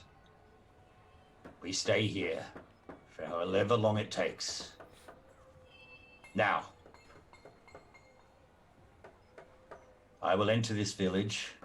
I will head into Riverbend and meet this, sorry, what's his name? This mayor, a reeve, some petty noble. And I'll procure us food, and I'll procure us ale. So let's make myself very clear here. This village is off limits until I say so. Only officers and the hound may enter. Do I make myself clear? Yes, sir, this kind of soldier's upset. I need to be very sure. They have a tavern. They have women. Neither are to be harmed. This is kind of subtle groan. There's work.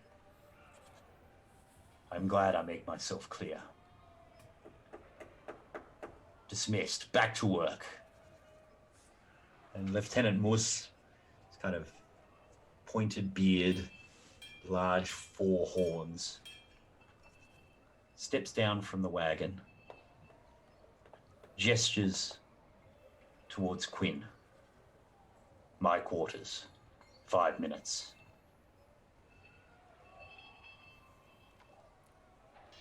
Nod.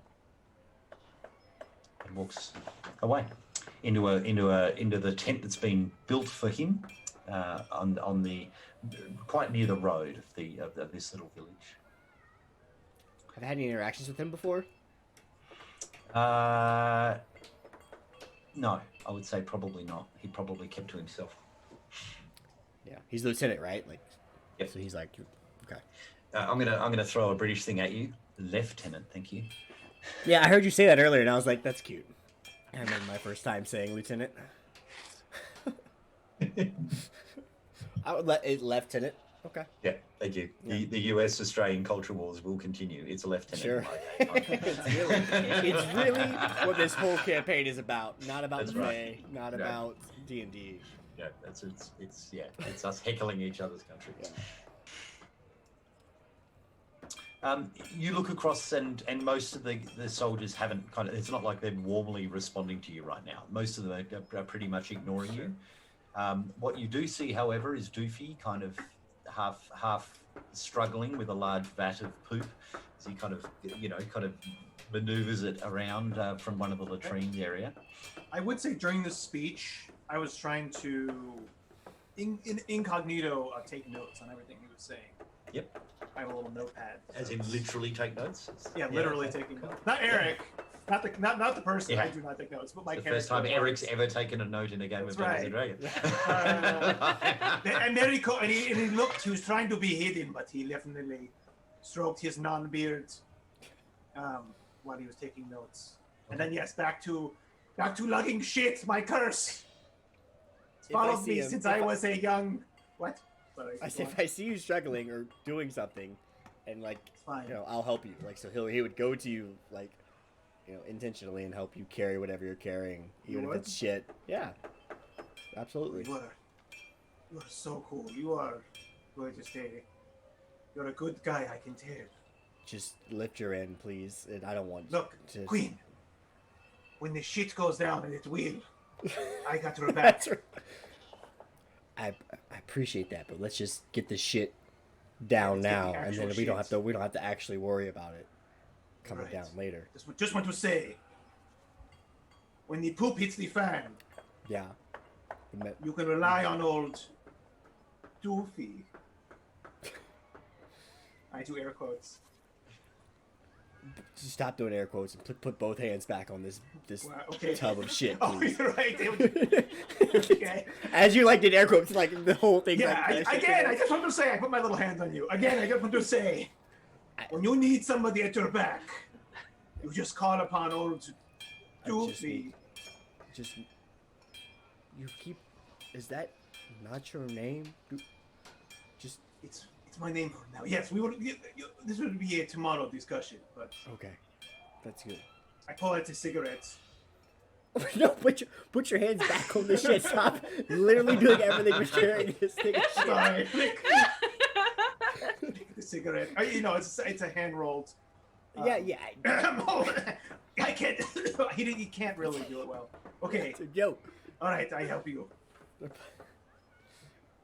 Thank you for helping me help you carry your vial of your I got your vial of back. shit you have around. Yeah. That's right. Thank you, Doofy. And where we'll get it wherever, and then I'm assuming that this sounds like it took 5 to 10 minutes probably, so I'll leave him and head over to Lieutenant's tent. No problem. All right. You maneuver your way through the camp as they continue to build, and then you notice that there are 2 soldiers that are on guard outside the lieutenant's tent. As you emerge towards it, they kind of give you a curt nod and draw back the tent flap and allowing you inside. And inside is a large ornate table that's been brought here with a number of chairs. You see that there is. Bizarrely, there's some potted plants within different kind of tubs within this area, and then there's a screened off section behind the tent that would be his sleeping quarters. And you see just vaguely past the screen, you see that there is a desk here that's already covered with journals and paperwork. There is a small brazier in the corner that is lighting that has got a fire going, and the lieutenant, the tiefling, kind of looks up as you emerge and as he says, Hound, thank you. Thanks for coming so quickly. Aye, sir. Are you prepared? He's standing at attention, walking into a formal place. Do you have everything you need? Aye, sir. This is good. You may know that this was not my choice. Have you along? Not quite sure why we need someone with your talent. I will let you know the last 2 hounds that came with me have not returned to Raywold. I don't expect you to be the same. Once you lot have a taste of it, tend to walk away. Tend to succumb to them. Tend to be like them. Tend to be one of them. Taste of what, sir? Feywild. Feytouched. These elves. These fairies. I've not known a hound yet. Hasn't been sucked into their life, sucked into their plane. I don't expect you to return. And to be fair, it looks as though your father shared my thoughts. Lord Utono is your father, yes? Aye, sir. Did he know you were coming? No, sir. Shall I read something of what your auspicious father says? He draws out a letter. Even from here, you can see that it's your father's crest and writing.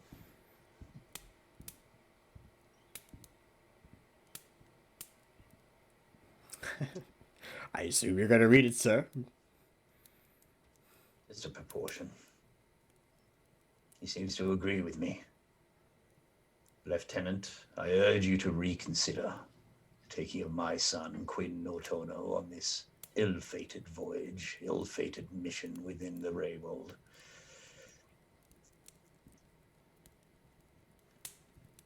He is whimsical. He is soft. He will be drawn away.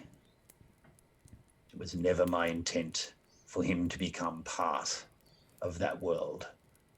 It was never my intent for him to have joined the forces, and it was never my intent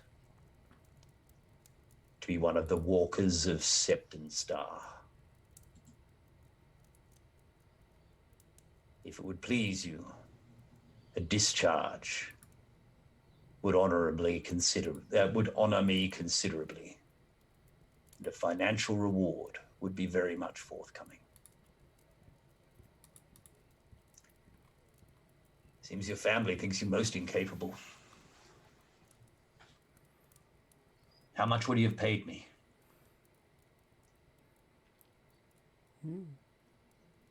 500 gold, Lieutenant, if I had to take a guess. You think it was worth it? Do you know many noble sons, Lieutenant? A different nobility. I know some sons of the East. Do many of Not them from the capital. Do many of them volunteer for the army, Lieutenant? All. Honorable men, honorable women.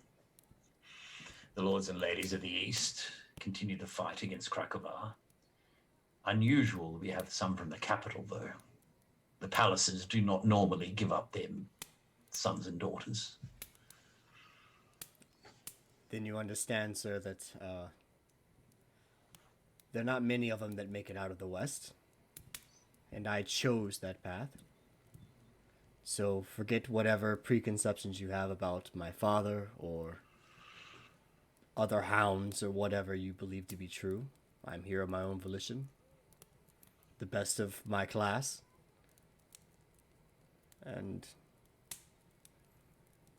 nothing to prove to you, to be frank, sir. You can smell these things. You can smell these roads. Is this true, what they say about the hounds? It's not smell, sir. It's a feeling beyond touch.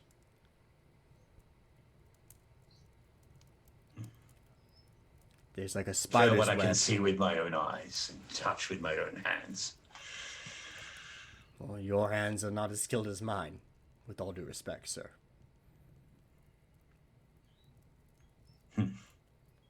We shall see. Very well, you join us. We'll visit the square. I meet with this Reeve, this petty, small mare. You do your thing. What do you need? I need a smith, sir. Someone who can analyze the materials of this area and can help keep us equipped as we analyze and deal with whatever's in the surrounding forest. Smith. We don't have a smith on this, well, apart from the armorer. What are you talking about? Whoever's skilled with creating and fabricating and maintaining the weapons that we plan on using. Each soldier looks after their own weapons. Well, then we need someone with some sort of specialty to help create the weapons that we will need to combat the Fey and whatever creatures come out of the forest. I'm not following you. I don't believe we have anyone in our company that fits that description. Do you know someone? Yeah. There is a certain kobold who seems to have an affinity for tinkering and keeping up with the more modern uses of our weapons.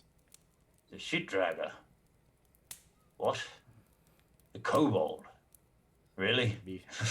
I guess. Anyone out there could be a shit dragger if that's the job you assign them. Did you not drag shit when you were coming up through school, sir? With all due respect, of course. No. let's just say I was a bit more inclined for martial pursuits than the dragging of shit. The kobolds, really? Oh, okay. Well, if you insist, bring the kobold with you two. I guess we move to the square. Can you be ready? Half an hour. Aye, sir. Get your things. Dismissed. I'll kind of do half bow, like very like rigid body, and then just turn and march out. Sure. Do you move out towards Doofy? Is you emerge back out of the camp? I think so. Like, I mean, I think I have everything on me, right? Like in terms of like equipment and everything I need. Because it'll be a pack. Yeah, and you grab it from your tent, but it's relatively easy to get. Yeah. So I would definitely head over to wherever you set up camp, or wherever he's been forced to set up camp. It seems like. Yeah. Now, the wagon kind of would be dismantled and half turned into a workshop. You know, so there's a small fire that might be starting to work as a forge, but ultimately, it's on the absolute outskirts of kind of where everyone is. You know, it's kind of in the muddiest part of the field, the most depressed part of the muck. And as you're coming up, if I'm in the wagon area, you would again hear me talking to myself, and what sounds like a series of beeps and words responding back. I would definitely walk up quietly if I hear you talking to yourself, to try and just catch a glimpse of what you're saying. Health check. Oh, no, I would have questioned that. My goodness. I've watched all of this and done none of it, so here we go. I don't know. Is this it? Double click. Yeah, 11. That's terrible. And 11. Yeah. And Doofy's, what is Doofy's? My perception DC is it 12? So you just catch him. Oh, who goes there? I turn around with a. Oh, no, go ahead. Queen. Doofy, are you sleep in the wagon? I mean, if they let me, or like under the wagon in the mud, where they keep the food. Half hour, we're heading into town. Make sure you got your gear. What do you mean? You mean I get to go into town? Aye, that's what I said, isn't it? Half hour, have your gear, we'll head to town. Did you do this? Did you get... No, they need someone who's capable and can understand materials and assess the situation that we're in. Oh, this is perfect. I needed to get to town, so it's all coming together. Okay. Yes, I have to get on my gear. Give me 1 second. Yes, oh God, there's so much. I run into like the part of the wagon that's still covered. And then you would start hearing the like most crazy assortment of noises, like bangs, like power tools, the sound of like a chicken randomly. I mean, just the most crazy assortment of noises. And then also to again talking to himself. This one more. To like, okay, Bispo, you can do this. You are a strong, smart, intelligent kobold. You are very capable. And he's definitely giving himself positive affirmations, but not thinking that you can hear it. Quinn, he seems like a solid guy. He seems like he'd be your friend. It's all coming together. You will find out what you need to do. You can do this. And then again, like crazy banging noises. When he comes back out, his... What? Wait, you heard that? I think it was a chicken. I don't know. As he comes out, his cloak is, before it was, he's very thin, and on it was like almost completely laying flat. Now there's all these weird lumps and bumps and just a general girth. And as he's walking, there's the slight sound of like clanging, as different, like almost like loose change and metallic objects are all kind of banging together. Okay, I'm ready. We're coming back tonight. You know that, right? Like we're gonna go to town, and then we're gonna come back here later. Well, it's good to be. You have to be prepared for anything. That's the code. Can't argue with that. All right. Well, I think we've got a few more minutes to spare. You need any? Have you eaten anything? I mean, I could eat. Well, If you could give me some food. They don't really. They usually just throw me some scraps. You don't feed you? You know, like here's a moldy piece of bread or some chicken bones. Let's eat. And then I just kind of storm off towards where they probably set up like the mess line. Yep. Get some And food. yeah, and we'll make a scene, right? Like we're gonna get in line, maybe even cut like to the front of the line and like grab whatever like slop a tray, like I'll hand it to Doofy and like Yep. we're gonna make a point about it. So Okay. Let's do an intimidation check. sure. Nice. If you kind of, if you're, you know, I'm going to cut in. Let's see how well this goes down. Yeah. That's a skill I have. Sure. 11. Sure. Yeah. Look, you know, you're here on business. You've been pointed out by the lieutenant from the wagon. Sure. Most of the soldiers will give way. You don't get confronted. And as you enjoy your kind of mid-morning chow, on the other side of the village, Esmeralda gets her first taste of a human town. It's pretty, but it's not Fey pretty. You see the sunlight dappled through that doesn't have the same beautiful glow that you're used to seeing. And the buildings, while quaint, aren't quite the stunning minarets of the Court of Roses that are and the smell is not quite as perfumed as you walk in, and they're dressed shabbily. A lot of these people with plain aprons and plain dresses, and children that had their hair a bit tousled, and there is a smell here, a smell of burning things, a smell of rotten things, a smell of that is not food. As you kind of look around the village, following Tismay as you arrive at the main square. The main square of Riverbend is a beautiful open space. On one side, you see that there is a tavern called the Tavern of the Golden Knight. You see that in the middle of the square, there's a forge where there is a dwarf woman that's belting metal as the first work starts of the new day. You smell the bread of Tismay's house and her family that are bakers and are cooking. The thing that catches your eyes the most is the statue. It's a large statue in the center of this square. A statue of what looks to be an elf, what looks to be almost a she. A beautiful marble statue embracing a bearded man. The two lovers, for this is what the statue is called, are in an endless embrace and an endless kiss. The statue is, I guess the humans would call it old, for you not so much. It looks 50 or so, and the ivy's only just starting to wind its way up to the lovers' waists. You see the white carvings glowing in the early morning sun. This statue has been here for 50 years, commemorating a death of lovers long gone. Tismay, the history is lost on you. It's always been here, something you've never really noted. But for Esmeralda, it is beautiful. It's a love and it's a yearning, and you can see it in their faces as the two figures within this large statue kind of gaze out along the village. Tismay, you walk nervously back into town. Obviously, whether it's the dancing or the combat, there's something that's been a bit weird for you this morning. And you're a little bit distracted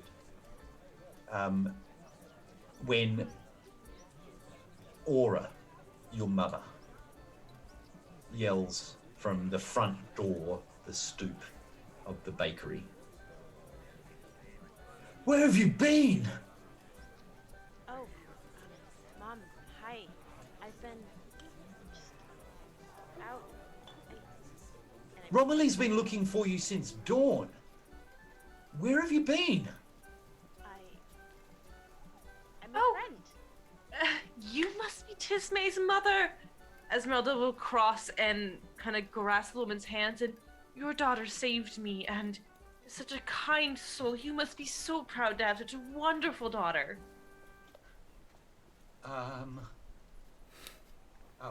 Why, yes, we are. We are quite proud. Who's this? This is Esmeralda. I met her today. I see. From the forest.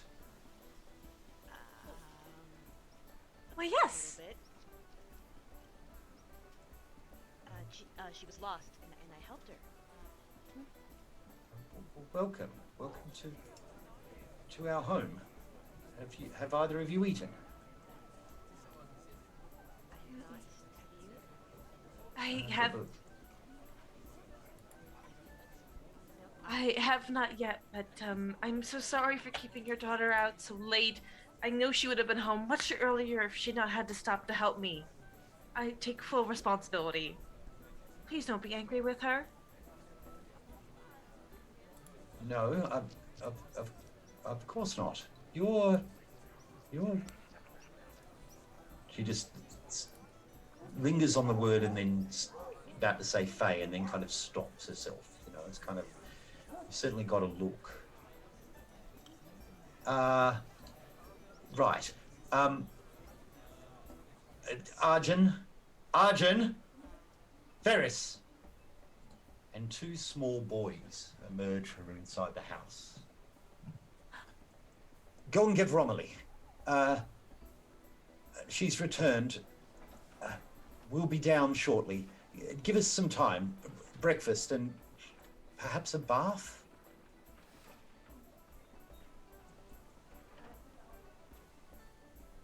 You walk into the main living room of the house, and this house is half baker, half living space. You can see that there are two large ovens that would obviously be used for baking bread, but there's also a small hearth that seems to be serving as the family's food store. This is a building that's a story and a half. You see that it's a ramshackle like hut that has a kind of half landing, almost like an attic, where you can even see from down here there's straw poking out. And obviously it's probably where the family sleep, just above, but it's kind of like a half bedroom where you'd have to duck down. This is certainly not a rich person's house, and it's certainly not what you would be used to, Esmeralda, being from where you are. Can I get you to make an Arcana check for me, please? A hoity-toity check. A hoity-toity check.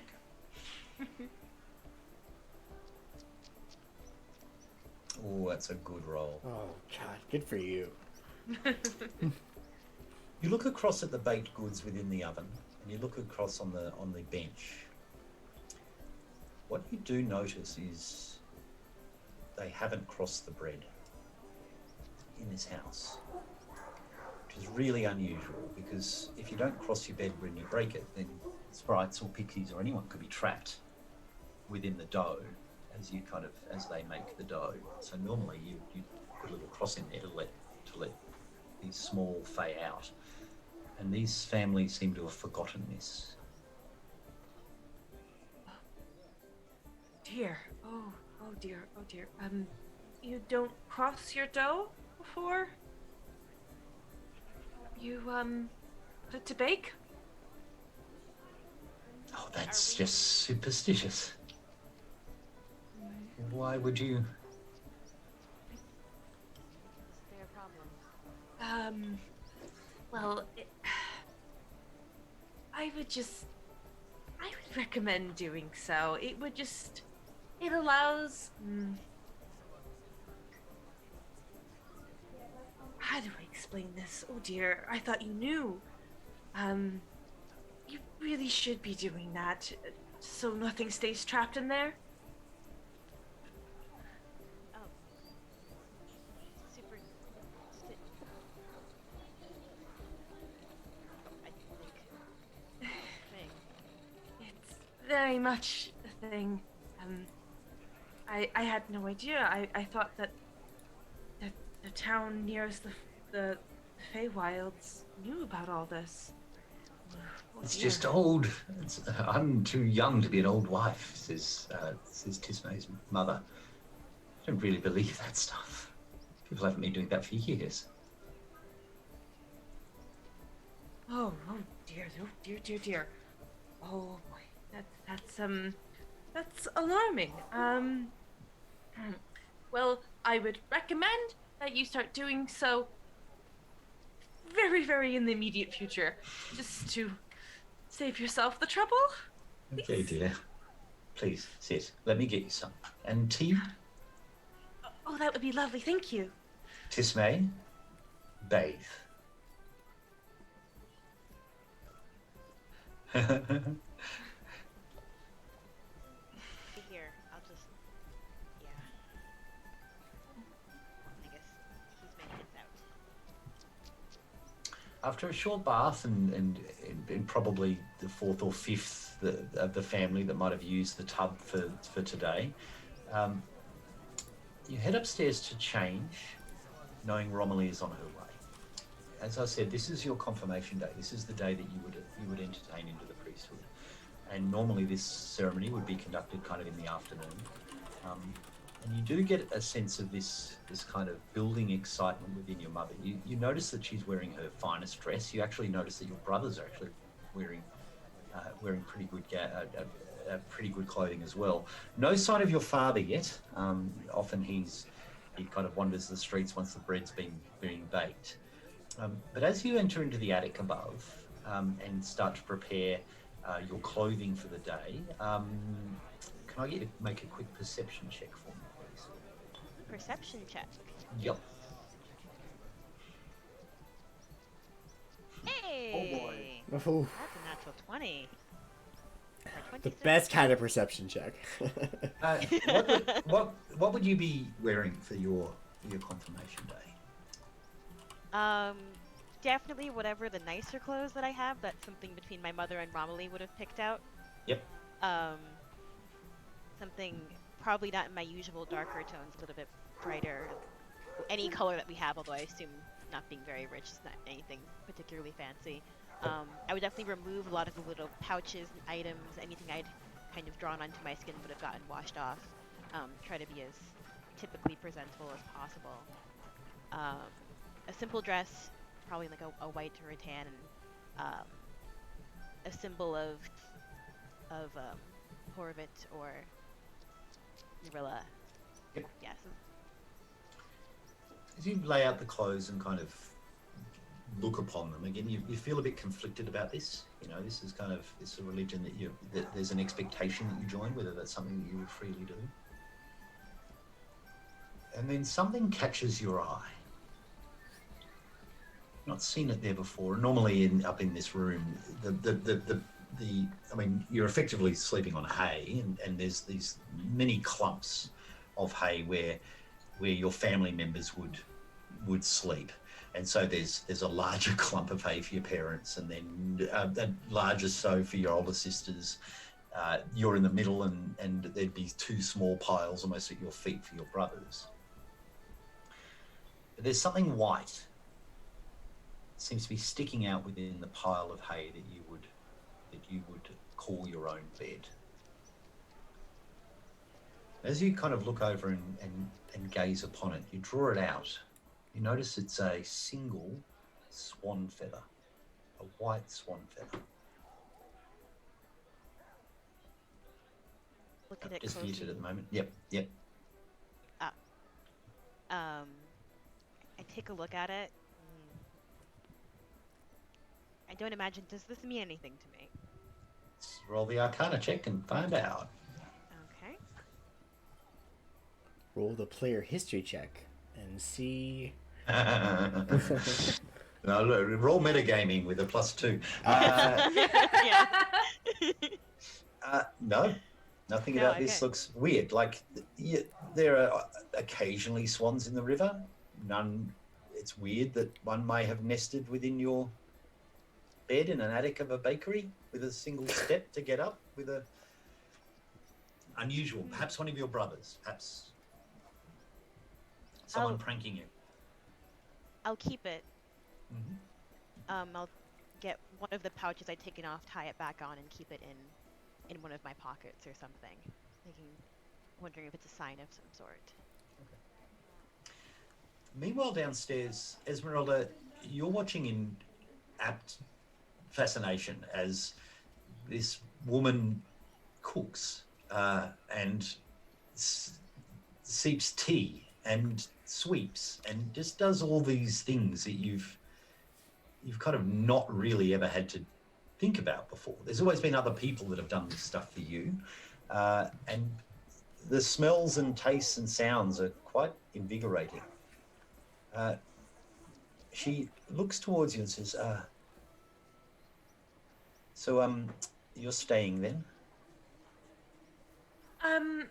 Well, I'm sure I should be on my way soon, and I'm very sorry to have intruded upon this, but yes, I have things that I must do and new things to learn, and I'm sure I'll find my way out of this town very soon. I will not be a bother to you. And you'd be going to Froderick's then?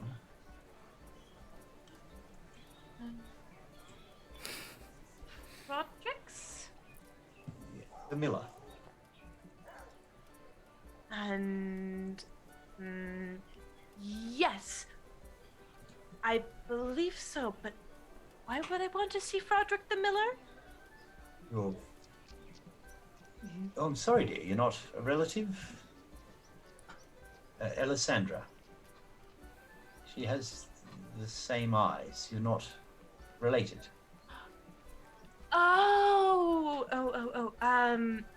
Yes, I believe I should visit Froderick's. And she's gonna give her a curious look and a nod, as if trying to play along. And let's go that deception check to see if you curiously bluff. It sounds like you've already failed it, but let's give it a go. Oh, no. Ah, nice. I Good to thought know. so. I knew it. I knew you were relatives. I could tell immediately that I saw you. Well, would you do me a favor? Mm-hmm. Tell Froderick to get back to work. His flour has just been a trickle the last few days. Barely even enough to keep us going. Village needs bread, and he's being such a wastrel, spending all his time in that tavern. I will be sure to set him straight for you, and you'll have the best flour for your bread. We all cross the buns. Is that what I'm hearing? Yes, please. Ah, you're a delight. You'll stay for tea? Oh, I would be more than happy to. Thank you for being such a gracious hostess. You come for the ceremony? No, I didn't know that the ceremony was coming, but I will absolutely stay. It sounds like it's important. I don't need to pry. I don't mean to say big things, but it is, of course, Tismay's big day. Oh, I didn't realize it was such a big occasion. Of course, anything for Tismay.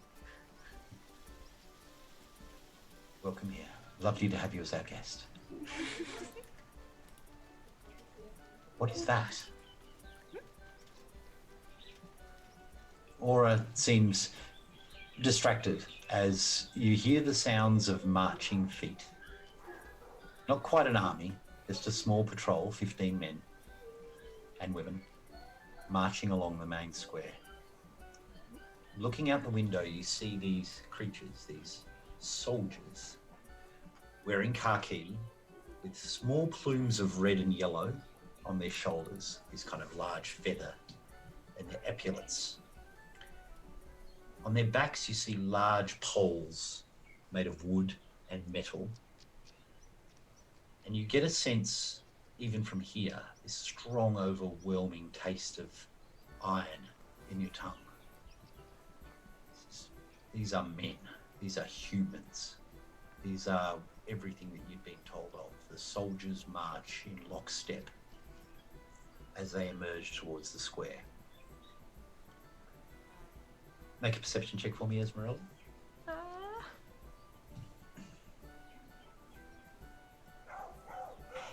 Wow, look at you just smashing it. You notice at the back of the column, way down by, he seems to be carrying an awful lot of things. A tanned-skinned kobold, these small dragon-like creatures. You've seen them before. The kobold, occasionally appear in the Feywild. But this one looks particularly sooty, and you can smell him from here. You're barely looking out the window as you see this column of troops arrive at the main square, the foot of this large statue of the lovers, when Tismé walks down from the attic, resplendent in this beautiful white and yellow-like gown, with the large rays of sun symbols around her. Aura, the wife, says, the mother says, "Boys, inside now," as the two young boys go to scamper out to see the soldiers. Sorry, go Esmeralda. Esmeralda is immediately distracted by how beautiful Tismé looks and will just, "Oh, you look fantastic. That is such a beautiful color on you." Completely for disregarding the soldiers that are outside now. Thank you. It's not my style, but he'll do for today. Oh, but it suits you so well. Thanks. What's happening? It's like soldiers of the duchy. Great. Yeah. Not a good day for this. Why? Why of all days, why today? I know, Mother, I know. Sure it's nothing? No, it's probably something.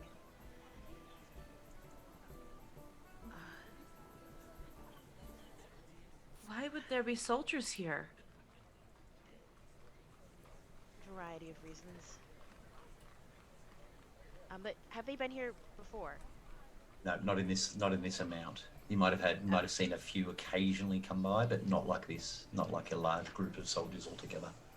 Never mind. I'm not really sure. I haven't heard anything. Mother, do you know why there would be this many at this time? Oh, who knows? Maybe finding more men for the wars. Oh my God. Your father. No, we should go and find him. Yes, absolutely. I'll go. He's probably at the tavern.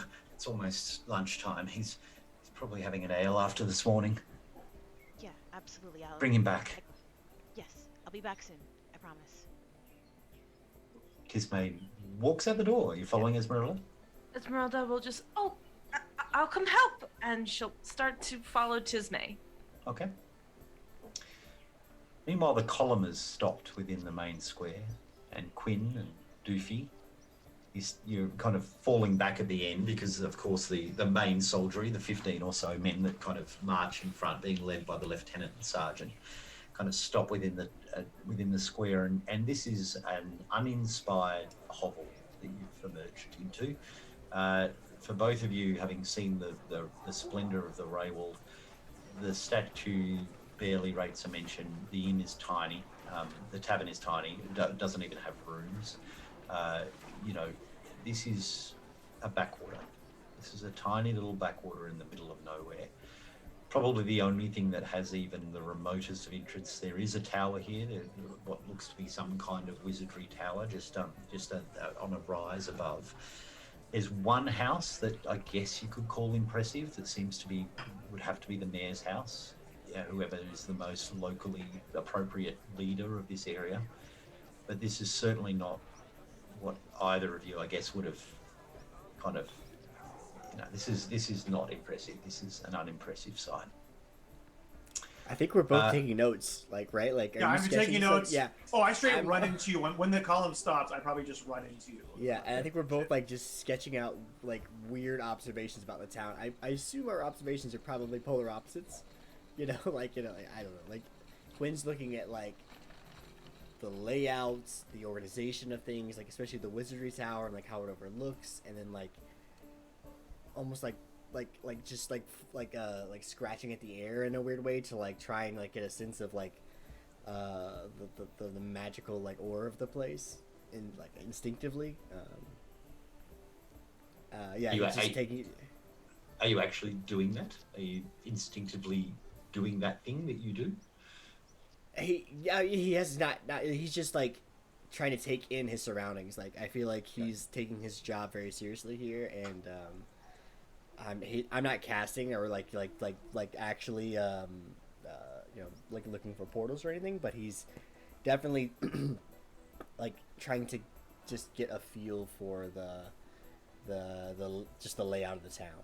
Okay. Sergeant von Fuchstad says, "Stay alert.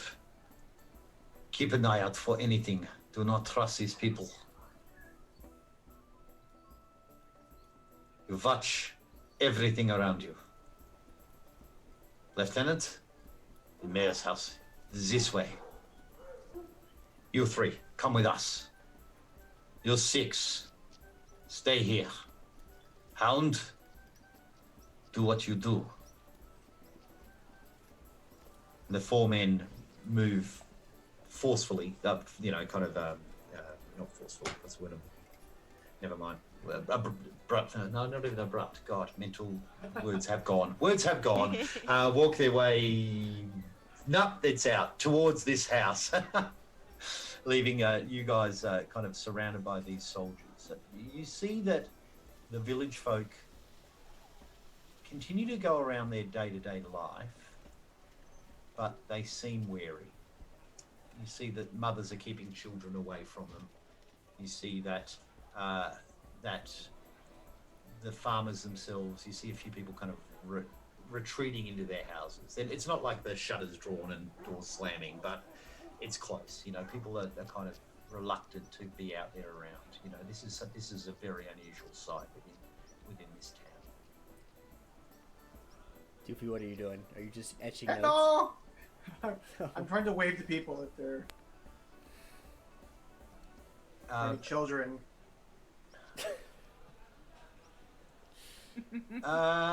Let's just do a straight charisma roll, please. Oh, great.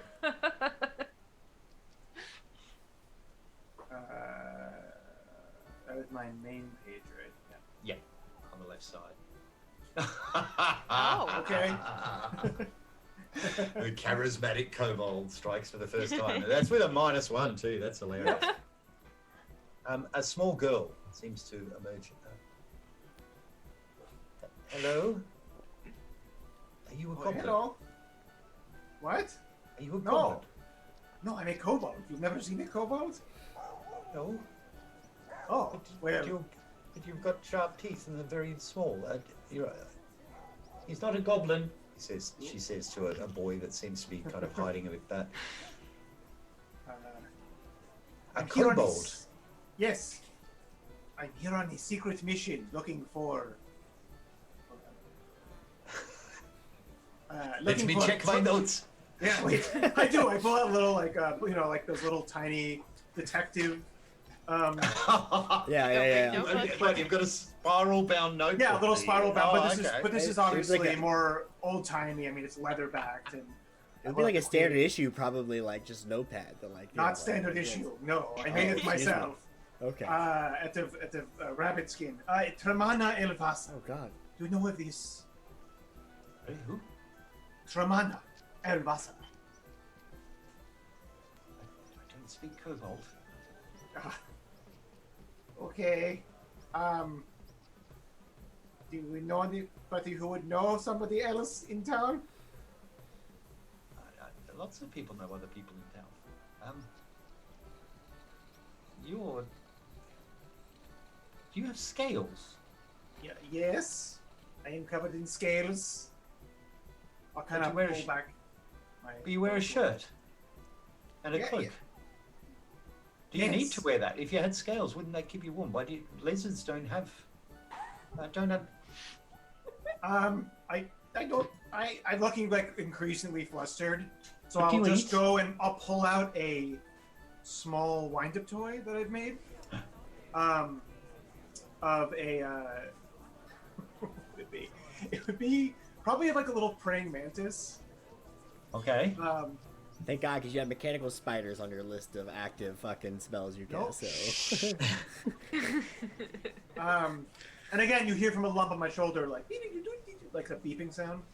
And then I go, here you go, play with this, child. Thank you. Just wind it up. Wind it. Yes, you see that little tab there? Just kind of twist it with your little hands. They are bigger than mine, but Okay. Will it bite me? no, just don't. Just watch out for its claws. Claws! And just she drops it. She drops it, and then it starts to It starts animating. It kind of goes up, and it's just like on wheels, and it does have sharp little. It's just like a savage praying mantis on wheels. It's a little toy, but it is also kind of dangerous. It's a goblin! And she starts to run back towards it. Okay. Not a goblin. Those guys are jerks. Those guys are jerks. You turn around, Quinn's like kind of like crouched down, like he's like looking at the ground, but like watching this interaction, and just like, well, Quinn. Yeah. Okay, so I haven't been exactly honest with you this whole time. Okay. I'm actually here to investigate things. A great threat to the kingdom. Okay. Yes. You think we can go off and start questioning people? We could try if you don't throw horrendously scary toys at random children. Like it's a. What do you mean? It's adorable. Look at it go.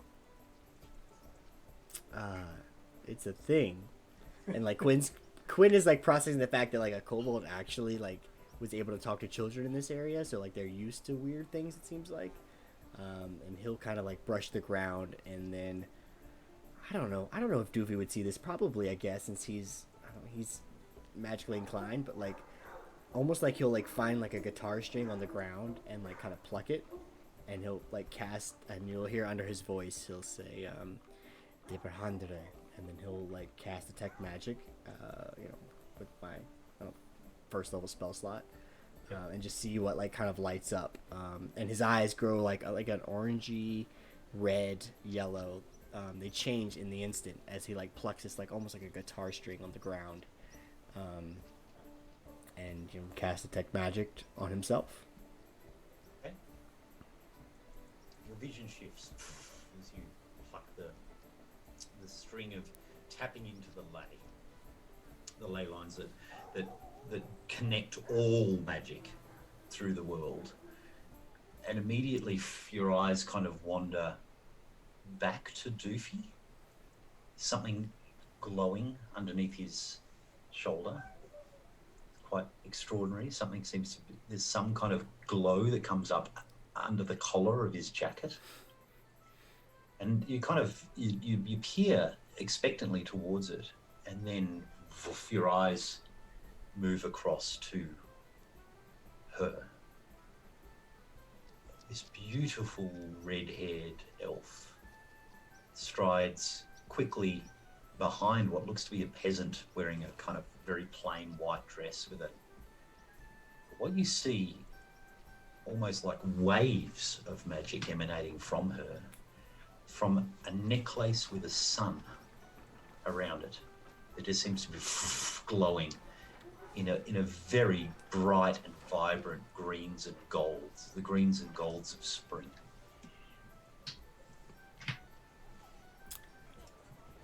Doofy, I think we should question some people. Let's start with her. I'll point kind of at the, like, I guess it's like searing almost the magical aura that's coming off of Esmeralda. It's literally rippling waves that are emanating from this thing around her neck. Yep. Yeah, Turn let's around. Do I see Esmeralda too? Yep. My mouth drops open as I'm seeing this. Oh my God! It's a proper dame. I kind of like quickly jab him. You can't. What? Well, That's what my friend Drake used to say. You know, when you find a dame, they are both the thing that you want and also the thing that will kill you with their looks. He used to go on and on about that for a long time. Also, that they would take all your money. It was all worth it. Yeah, let's just talk to them and see what happens. Let's just. Okay. Do you want me to go first, or would you rather? Maybe. Yes, I would take notes. They're moving very quickly towards the tavern, and you see that this is a low-lying building which has a sign, a hanging sign that's swinging called the Golden Knight, and it is faded. It looks as though that it was painted maybe 20, 30 years ago. Last painted, this kind of carved sign with a carving of a knight with a long jousting stick, lance. Lance. The classic Jousting stick works, though. Yeah. Sorry, there's a very famous Australian film. I'll tell you later. As it's banging in the breeze, Tismay and Esmeralda, you walk across the square, and you notice that there are a good number of soldiers here, and you can't help but notice that all of them seem to be almost leering at Esmeralda as she walks across the square. And you, to be fair, Tismay, I mean, you're both attractive young women, so it's kind of, you get that horrid sense of there's lots of eyes on you guys as you're walking. Abruptly was the word I was looking for, across the square.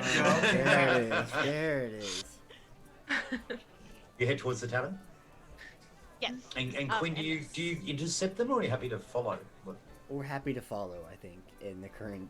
Oh, now that you have the creepy guys all staring, I guess we'll just add to that number. But I think they seem to have a purpose, and I think Quinn would let this play out some. Assuming again, they're searing. Doofy is searing with his aura. I'm not searing. I just. Oh yeah. I'm assuming it's moving, maybe, or is it staying still on her shoulder? Oh, it's definitely moving now. Yeah. So Quinn has noticed at least something moving around your body, so he's gonna kind of just very slow play it and casually walk to the tavern. You emerge into the tavern of the Golden Knight, and you get a sense that there's almost a holiday happening here. There are a lot of farmers already well into their ales. You see that there are a lot of people that are just kind of in the tavern drinking. And for Tismay, you know that they're here because of the ceremony that's going to happen in an hour or so. So a lot of the farmers from the outlying region would have come through. This is a religious thing that will be happening for most people. For Esmeralda, Quinn and Doofy, as you walk into the tavern, you are amazed, hulking and leaning down below the rafters and just below the lanterns that would normally light this at night time is a bugbear. Massive, shaggy-like bugbear with what seems to be an apron. It's got a number of piercings in one ear. And he's kind of leaning with one hand on the bar as he watches you guys come in. Most of the tavern, as they see the soldiers enter, immediately start to get quiet. The musician in the corner kind of doesn't notice that you've entered until he sees that the voices have started to get a bit quieter. And the bugbear kind of gazes over towards you as you enter. Tismay, g'day. Hi. Hey, It's how are you Pug. doing? Pug, the bugbear orphan. You've known him all your life. Hi, is my father here? And over by the fire, he's getting stuck into a Fodrick again. Of course. Thank you. Newcomers. Oh. You mean the soldiers? Yeah. Do you know what that's about? No. And as you say, oh, they're soldiers, and point back, you realise there is one behind you, literally walked in the door after you.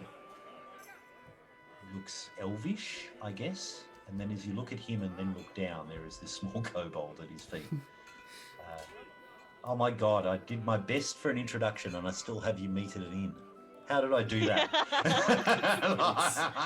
It's such a fate. convoluted way to try and not... You know, it's the meeting point of medieval towns. What are you going to You do? really It's a cliche for a reason. I could It's have just just that- met at the square a minute earlier. Like, what have I done? I wrote this Jared in pushed for 9 minutes. this. The Jared 3-hour slow play, just to really start it back off at it again. Bloody hell.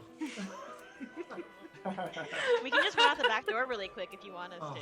And then just we'll just, before meet you back open the door to the tavern, you know. I mean, I can't enter. There's no I kobold sign. cannot believe I just did that to myself. I tried so hard to write that would not happen. All right, sorry, I digress. You look up and there you see this soldier and a small kobold at his feet. Another dame. I can't nudge him. Are they? Do they seem to be looking at us? Very much. I'm looking right at you. I'm like looking Okay. directly, staring at you. Just little yellow eyes from a hood. It just. Keep an eye on them. I say to Puck. Gentlemen, welcome. Welcome to the Golden Knight. Um, New to town. Yep, go on. And you're slipping away? I was going to slip away, like kind of motion Esmeralda away, but still keeping an eye on them, like over my shoulder, not immediately approach them, seeing if they keep following. As Tismay's leading Esmeralda away, she's gonna lean over and, Tismay, what's a dame? It's supposed to be like a term for a female that is supposed to be perceived as being positive, a particularly attractive female, but it doesn't always come off in that way. That's what I'm told. No wonder I Ignore felt so it. slight. Yeah. Yeah, ignore it. Gross. Yeah, just keep an eye out with all of these soldiers around. Just keep an eye out. Of course. And Esmeralda's gonna keep close to Tismay, but keep glancing back at the soldier and the tiny, strange kobold that has marched right in with them. Just a slight wave. Hello. If it is not wave back, just I wait. I will slowly put his hand down as he's like awkwardly waving. What? What I love is you've been asked to not mess with the tavern or the women, and that's the Yep. first thing. Can I like assess Long journey the- then. As he's like talking to this bugbear, I'm like look over like, are there a ton of soldiers in here, or is it kind of None. No, none. You're the first soldiers to come into town, and the rest are out in the square. It's farmers and locals, and they're both quietly. Everyone's got an eye on you. Absolutely everyone. You are gigantic. We'd love The bugbear. My friend and I would love an ale and a table if there's one available. I think we're all out of tables. Everyone's in town or ready to go. Oh, I You see hear how this? it is. I've Dutch- heard this song before. I thought it would be different out here, but I guess the kobolds can sit at the table. Try to nudge him again, like quickly. We're happy to stand if that's amendable. I think your best bet you got is by that windowsill. I think ales, yeah. Aye. Wait, Large. I get an ale? Aye. Never had alcohol before. Oh shit. Oh. We'll take our ales and head to the windowsill, I guess. I'm carrying your Ales ale. come out, no Yeah. problem. As Tismay walks in further into the tavern, and you see that your father is there with the rather bulbous Broderick. He's got large mutton chop and sweaty kind of hair. Your father's in his late 40s, so I mean you're the middle child, so he's he's pushing on almost in his 50s. So for D&D commoners, that's getting on. And he kind of, your father looks up, and as you're walking across, you can already hear him loudly. He goes, "I don't care. You've got to get back to work, you idiot. We're waiting on flour. You can't just take our wheat and not mill the flour. You're a bloody miller. It's your bloody job. I kind of whisper over to Esmeralda. I'm like, "That's my father." And I'll go, "Father." I tell you, if this happens again, I'm going to go to the Reef. You can't take our tax and the lion's share for the king. And you can't just not... Sorry. Father. Oh. Father. Oh, hello, beautiful. Hi. Hi. Frederick. Is it time? As he notices your No. your garb and your symbol. No, not quite yet. I came to see. Have you seen all of the soldiers? The what? Soldiers. A bunch of soldiers came in from the kingdom. Apparently, I don't know for what. Mom was worried. He looks across the bar and eyes immediately latch onto Quinn. When did they get here? Just a few minutes ago, from what I can tell. Right. They're all out in the square, or a bunch of them are out in the square right Do you know what now. they want? Has anyone said anything? No one said anything, but Mom was concerned if they were coming to get more soldiers for the army, and we wanted to know where you were. Oh, fair enough. Drink up, lads. Drink up. We've got some visitors. And a few of the townsfolk and farmers kind of immediately drain their ales and slam them down. Start walking out of the tavern towards the square. You see a few of them wander past Quinn. How are you reacting to this? I want to have my back to everyone in the bar, mostly except for Doofy, and I'm gonna say, Yep. I'm gonna hand my ale to. I'm not gonna drink a sip of it. I'm gonna hand. Because it you're in to the Doofy. window, so you guys are kind of, you can be easily bypassed. Doofy, drink some of this, just a little bit. And I hand him my drink. Wait. Drink it quickly. Wait, Drink. excuse me. Oh, Just. okay. just- What's everyone doing? The majority of them are leaving, like they're walking out of the tavern to go towards the square. I'm asking you asked Doofy. Doofy. Yeah. Sorry, go on. What about the two we followed? What are they doing? You asking me? Yes, just describe them exactly. What are they doing? They're talking to another guy. Don't look at him directly. Look around. I am. I'm looking. I Look. cannot. Take a Leave drink. My hat. Yes. Take a okay. drink. It tastes horrible. Why do we Well, drink this? of course it tastes. This is called blending in. Take a sip. I don't. Okay. Is there a straw or something? It's There's so no big. straw.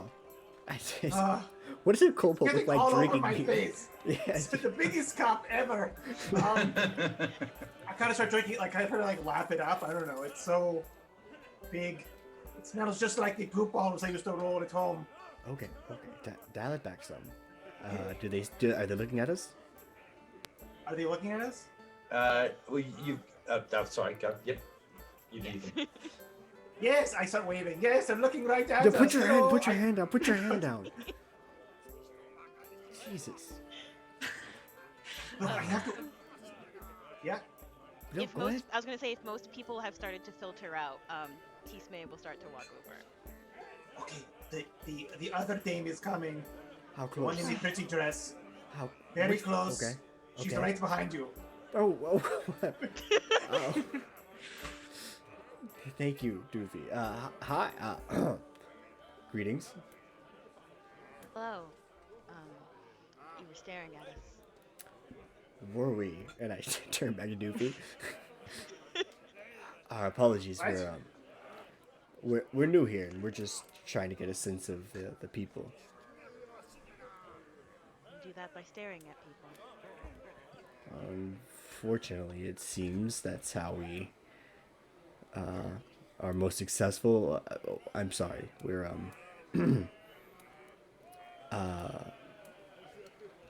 I have come here on a very important mission. Mission? That's right. A big case. What kind of mission? Well, there's some shady going on, and I'm investigating. Do you know anybody by the name of... Tamara. Tamana. Do I know anyone? No, I don't think. No. History roll. History check. Oh, history? Okay.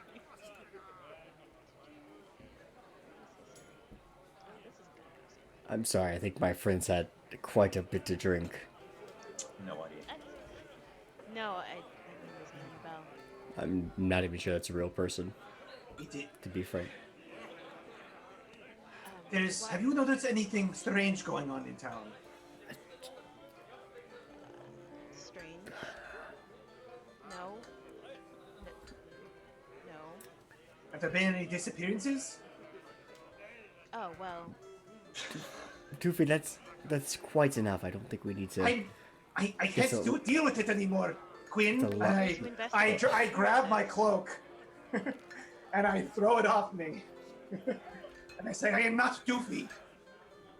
And as I throw my cloak off, you finally get to see me in my full glory. As he said, I'm a tan kobold, but now you can see part of my face has a large burn on it. I have a finger on each hand is probably missing. And my whole garb is kind of a mix of, it looks like I'm wearing a loose tux with like not a tie, but with an ascot kind of thing, with the thinner ones, not an ascot, but like the old timey Victorian like ties. I'm kind of wearing that. Cravat. Like a Yeah, bolo? cravat. Thank you. Cravat. A cravat, and it's kind of a bedraggled suit. But then on top of that, I have a million pockets filled with, metal bits, protrusions. There's bottles of chemicals that are bubbling just randomly, making weird sounds. Springs, oil stains all over me. And then on my shoulder, the thing that you saw was a small ball. And then as I undo the cloak, its head goes up at you, and it's a clockwork spider with giant black aperture-like eyes on the front. Have you ever seen? Do you know what a jumping spider is, or what? Like, I think it's Lucas the Spider online. They have big, or it looks like that. It's a very cute spider. It has giant, like I said, black eyes with apertures, and then as the cloak comes off, its 8 legs kind of come out, and it stretches up, and then out of its back, like a little tiny gyrocopter blade pops out, and it starts floating in the air above my shoulder. And I say, I am not Doofy, but Bisbo. Thorn, the hammer, a PI. And then I look to my companion, and he kind of presses like a little confetti thing, like a little bit of confetti, and I go, no, not the confetti, do the music. And he makes a sound like basically a Star Wars droid. You know the sound that they make when they're making little squeaks and burrs? Yeah. And I said, do the background music. And he goes and he grabs out a little thing, and then it starts, looks like a horn on a little ball, and it starts playing just a very short, sorry James, I'm going on too long, but this introduction, a very short sound of kind of like a, not really a saxophone, but that kind of sorrowful, kind of noir music. I'm using one of my magical, what are they called? Sorry, I'm not just bullshitting here. My magical tinkering. I'm using my magical tinkering item as kind of like a 10-second musical. It starts playing background like noir music. So like a Kenny G on a Hudson. Yeah, a sad Kenny G. Yeah, sure. And I pull out a large fedora, stingy brimmed fedora, and put it on my head, and say, I am actually a PI from the mean streets of Salzbeck. And I am here to investigate disappearances. Sorry for deceiving you, Queen, but I had my reasons. And with that, guys, I'm going to call it a week because I can't think of any way to top that. And a kobold PI.